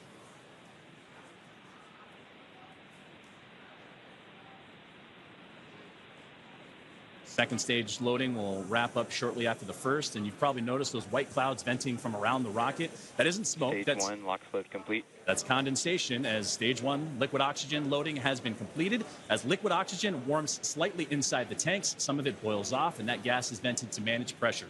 When the vented oxygen hits that warm Florida humid air, in terminal count and on internal power, it instantly condenses into those clouds. As you just now heard, the Dragon now in prop load complete, on into internal power. It's fully fueled. The rocket and Crew-11 are ready for liftoff. And this rocket now transitioning into internal power. The gas closeouts will also begin to purge all the feed lines and allow Falcon 9 to be isolated. And then they'll get vented overboard through the umbilicals and strong back retract. So coming up in just under 20 seconds, we should hear the call out that LOX load will be completed on stage 2, which will mean that there will be 1 million pounds of propellant loaded onto Falcon 9 at that point. We're coming up on that call out in just a few seconds from now.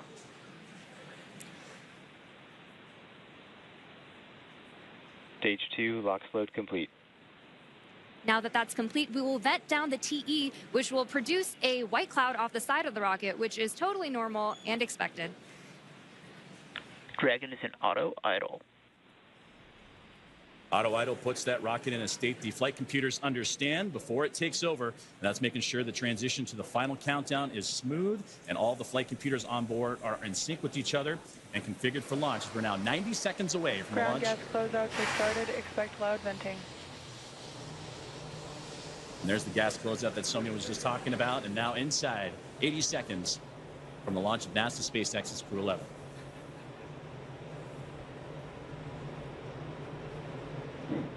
On countdown net, hold. We are standing down for violation of weather rules. I'll try to sequence is aborted.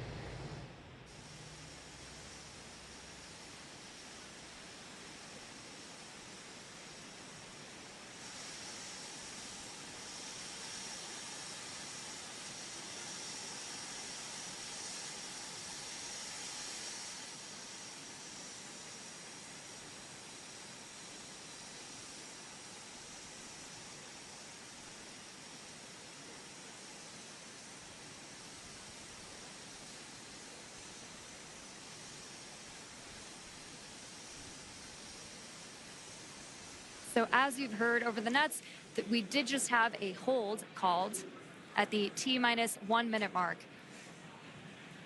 And that hold due to weather, that was something that we've been keeping an eye on. Our team here in SpaceX and Hawthorne, as well as in NASA, we're monitoring that throughout today's broadcast in preparation for launch. But Unfortunately, standing down looks to be the case as the weather has created that violation, but we'll continue to monitor and await for the news officially from the teams on the ground as that weather violation looks to come into play for launch today. Dragon SpaceX, bad luck on weather there. We just got clipped by a cumulus cloud right over the pad, so ended up scrubbing for weather. With that, you are go to proceed to 5.100 for launch scrub. We'll begin offloading the rocket.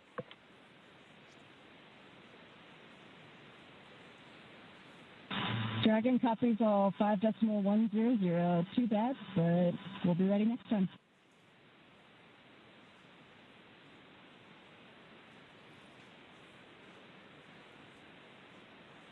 And there you heard the call up to the crew that unfortunately the weather just not playing alongside with today's excitement of a launch for NASA SpaceX's Crew-11. But we have mentioned a couple times throughout the broadcast today that there are backup opportunities starting as early as tomorrow. 11:43 a.m. Eastern time is what the target time is for tomorrow's next attempt for launch for Crew-11, but it came right down to the wire, Somia, with that T-minus 1 minute. But you heard on the loops there that it was just clipped, as they said, by a cumulus cloud to violate the weather rule. So unfortunately, today's launch attempt has been scrubbed due to weather. You know, and there are 1,000 different ways that a launch can go wrong, and so we want to ensure the safety and reliability, even if it is a weather scrub. So we will stay with coverage of the crew as we follow them through the egress procedures and make their way back to crew quarters for now. And you said the key word right there, and that is safety, the safety of the crew and everyone involved on this launch and opportunity, because that's what was talked about even in yesterday's press briefings with all the program managers and representatives of NASA, SpaceX, Roscosmos, and JAXA, is that we'll launch when we're ready and everything lines up the way it needs to be. And unfortunately, due to weather, not the case today. But to recap and look back at everything that Crew-11 has done, they walked right up to the T-minus 1 minute to launch mark as everybody was safe and sound. They went through their procedures earlier today, did Sukhletin checks, also did communications checks, and were able to go all the way to the pad, climb aboard the Dragon spacecraft, and get ready for launch today. But again, unfortunately, due to weather, it will not happen, and we will target that next launch attempt, which again is going to be tomorrow at 11:43 a.m. Eastern time. We will stay with coverage of the crew as we follow them through the egress procedures, getting out of the spacecraft and making their way back to crew quarters. And to do that, we're going to head back out onto the Space Coast of Florida and join Daryl Nail and team as today's launch attempt for NASA's SpaceX Crew-11 has been scrubbed due to weather. Daryl? All right, thank you, Joseph and Samia. We appreciate your coverage there. And now back here with NASA astronaut Nick Hague. We just returned from being outside. We were planning to watch the launch right there from a nice viewing spot here at the press site, the Kennedy Space Center in Florida. And unfortunately, even as we walked out, Nick, we got a sense that this might not happen because clouds had been building in and around the area. We had dark clouds overhead of us. We got up on our area to watch the launch and heard a phase 1 lightning alert go off. And then I just, my heart kind of sank a little bit because I thought that might be it. Yep. Then you see the clock stop. Yes. And you know it's happened. So it's disappointing, but there's a reason we do it, and that's to keep everybody safe. It's so critically important. As you look at this shot here, you can see that just right over top, you've got some darkened clouds in the area. This was a result of a sea breeze that when we started the day, the launch weather officer improved our forecast to 90% go, but there was a 10% concern that the sea breeze was going to develop earlier in the day than originally forecast. And that sea breeze, which is very, this is very common here in Florida in July, once that air starts moving over the ocean and onto land and meets the warm air, our blue skies went to cumulus clouds scattered across the spaceport. And we just had one get just inside the 10-mile radius. Dragon SpaceX, for awareness, we're looking at approximately 50 minutes for the prop offload time. So it should be approximately 1700 UTC when we are able to proceed with 5.100 and rotate the seats.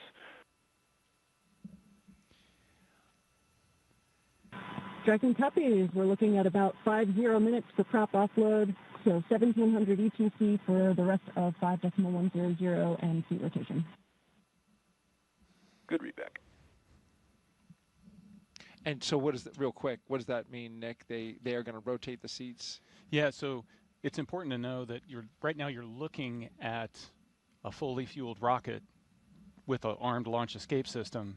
And so the crew is in the same posture that they were in the 45 minutes leading up to launch. They've got to be in that posture until they can offload all that propellant, which takes about the exact same amount of time to offload as it took to put on, as well as disarm that launch escape system. And so this is a very active rocket right now, and they, that launch escape system, if something went wrong, even now it's still protecting them. It's a great note there. That this is very much a dynamic situation even now with a scrub called. The teams have to work through their procedures to safe the launch pad, the rocket, and the capsule from being just minutes from launch. And we were in that posture ready for launch, and now we have to undo that, right? Yeah, very carefully. You got to back out of all of that, and then once the rocket is defueled, we've got all the fuel out of there. We can disarm the launch escape system. You still need the pad team to be able to come and get out there to get into the white room and help open up that side hatch and get the crew out. And so the scrub process is not a quick one. Just to finish a thought that I had said, and I think this view on the left basically shows you what the issue is. That's rain on the right half of the screen there. That's a rain cloud with rain coming down. And on the left hand, we were dealing with sun poking through the clouds on our side. We could literally see the clouds kind of going over top of our heads, getting close to the pad. And the standoff area is 10-mile radius around the pad for these dark clouds and cumulus clouds. And that is a safety factor. We'll talk a little bit about that. That is because you don't want to send a rocket through a tall cloud like that could generate some energy from the rocket passing through it. Yeah, just the same as if you're on a commercial airline flight, you don't necessarily want your pilot to take you through a severe thunderstorm. We don't want to do that with a rocket. And so we are erring on the side of safety in this situation. But as Nick pointed out, the rocket that you are looking at is a fully fueled, ready to launch Falcon 9. As we now see, they are starting to allow some of the liquid oxygen to vent off as they begin detanking the rocket from its super chilled liquid oxygen and its RP1, which is the kerosene-based propellant. Dragon, SpaceX, propellant offload update, estimating about 45 more minutes for propellant offload. Dragon copies, additional 4 or 5 minutes for prop offload. Now, as you recall your procedures for the crew, getting out of the capsule and getting back into their vehicles and going back, take me through the timeline of the scrub procedure. Yeah, it's a fairly straightforward procedure. You're running the launch procedure in reverse, essentially, and so they're strapped in. The seats are rotated up in a launch configuration. As soon as they detank, they're going to disarm the launch escape system. So you're looking at it's 45 minutes to get rid of the liquid oxygen and RP1. Once that's off, then they'll be able to disarm the launch escape system, rotate the seats down. At that point, the arm will come over and the ground team, the pad team, will be able to come up there. They'll open the side hatch and then help them get out of the capsule just like they helped them get into the capsule. So you're looking on the order of, an hour, a little bit longer. And you want that rocket fully detanked? Absolutely. Yeah. You've got cryogenic propellants, oxidizers moving, flowing, and you want to make sure that that's all secure before you put people around it. That's the way the system is designed. It's different on other launch vehicles. Other launch vehicles, the Soyuz I launched on, was fueled when we showed up to it.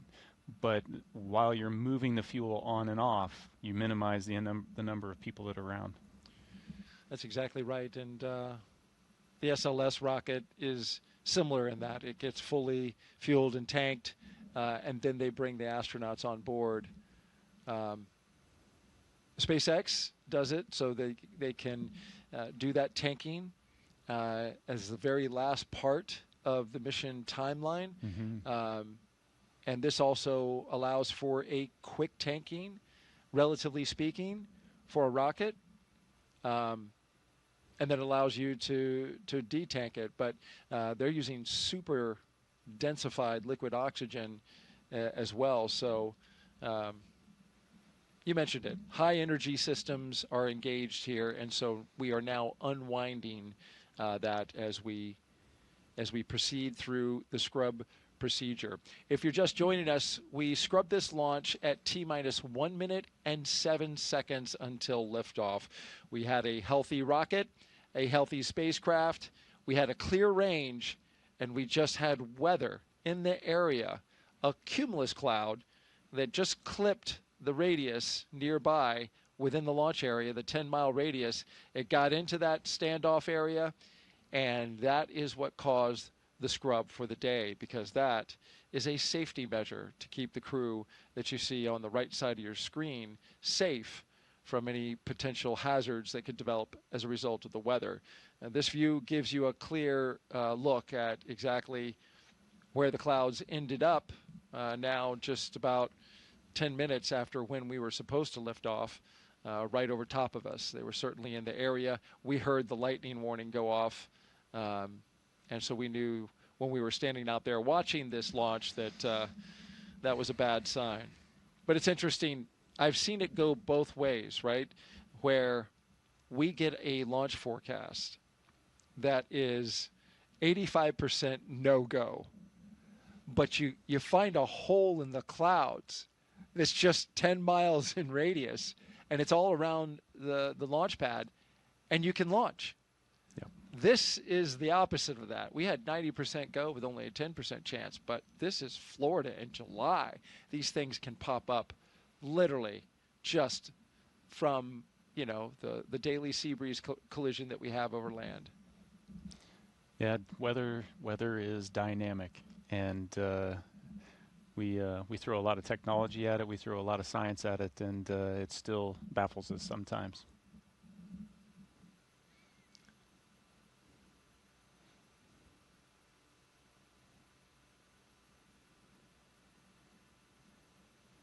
So the mental shift that you make when this happens, you've got to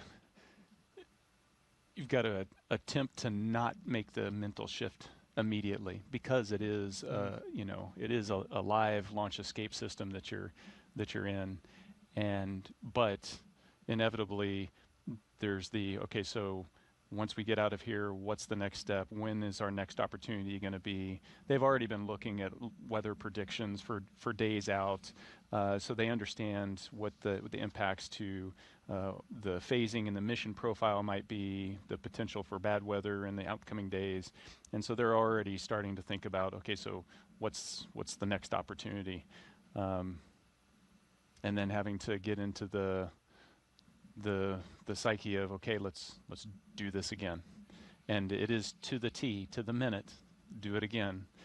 So it's very much a Groundhog Day. All of it, every single minute of the, roughly what do we 6-hour countdown where it begins for the astronauts. Mm-hmm. And you mentioned the backup days. Joseph mentioned those before. He tossed over to us, but it's worth mentioning again. Our backup opportunities are tomorrow, Friday, with a T0 at 11:43 a.m. Eastern Time. Our coverage would begin at 7:30 a.m. on NASA Plus. The weather for tomorrow is just a little bit better than it was today, but what does that tell you, right? We scrubbed today. It's 85% go. The concern is the same, because the same pattern could develop. it's cumulus clouds building up and around the pad. But I will add this, we have moved a little earlier in the day. So the later that sea breeze develops, the better opportunity we'll have for getting some clear weather. If we can't do it tomorrow, then our next opportunity would be Saturday, August 2nd. We'd still have an 85% go for Saturday. Same concern with cumulus clouds here at the launch pad. In both of those cases, well, let me talk about the backup number 2. The T0 for that day would be 11:21 a.m. for a launch, and that would be an instantaneous window. And you can see the pattern. We move about 22 minutes early every single day that we delay from this particular T0 today. And of course, that's orbital mechanics. We've got time. You want to explain that one? Yeah, sure. So the international. Oh, yeah. No, you got to wait for the plane of the orbit of the station to cross overhead, and it just works out each day that it's a little bit earlier. Unfortunately, if it had come overhead a couple minutes earlier today, they would have been able to launch. The weather would have been clear.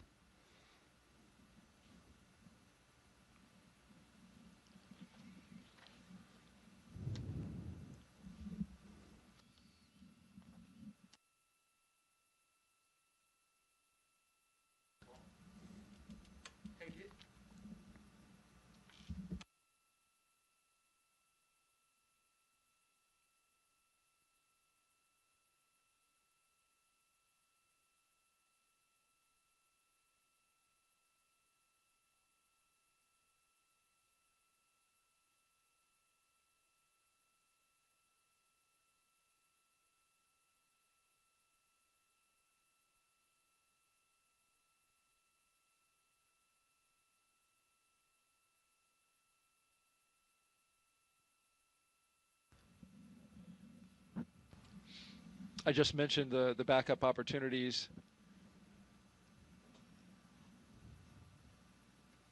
One thing about both of these next launch opportunities, unfortunately, we're going to really have our eyes set on the ascent corridor, because now there is a trough that is approaching a line of storms coming across the eastern part of the U.S., and it is going to make its way out into the ocean, and so that could disturb the weather along the ascent corridor, which is an area where if Dragon were to suffer some kind of anomaly, something that wasn't expected and needed to come off the top of the rocket, it would splash down along the ascent corridor.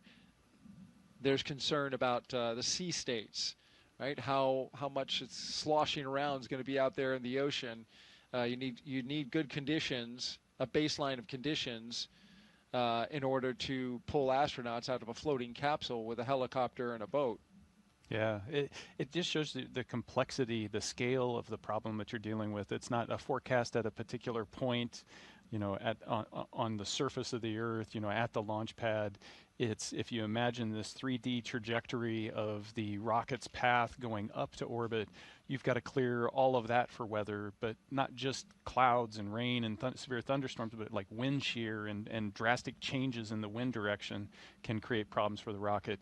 And then, in case, you know, there was a need to return them early or to abort, you also have to clear the weather on the surface along that path as well. You know, it's just an immense amount of respect for the teams, you know, both at SpaceX and also at the, you know, the Space Launch Delta 45 over on the Space Force side, the weather shop there, in trying to put their arms around all of this. Like I said, weather is really complex, and they do a fantastic job. But, you know, if we got a chance, 90% chance, you take it all the way to the end and see what Mother Nature gives you. And I'm sure, as an astronaut, when it's your arse in the seat, you want that level of awareness, that level of scrutiny given to the weather throughout the trajectory, throughout the launch area and the launch period. Oh yeah, you know, the immense respect for them, knowing that their job is watching my back. And Dragon SpaceX propellant offload update, estimating 37 more minutes for propellant offload.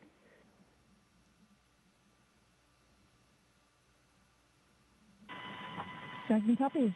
37 more minutes. the clock ticks slowly. Hope you got 37 minutes worth of stories, Nick. But I, like I was saying, it just takes so much to do that when you're sitting in that seat there, if you get the call for a scrub, there's no question. It's, you guys are the experts.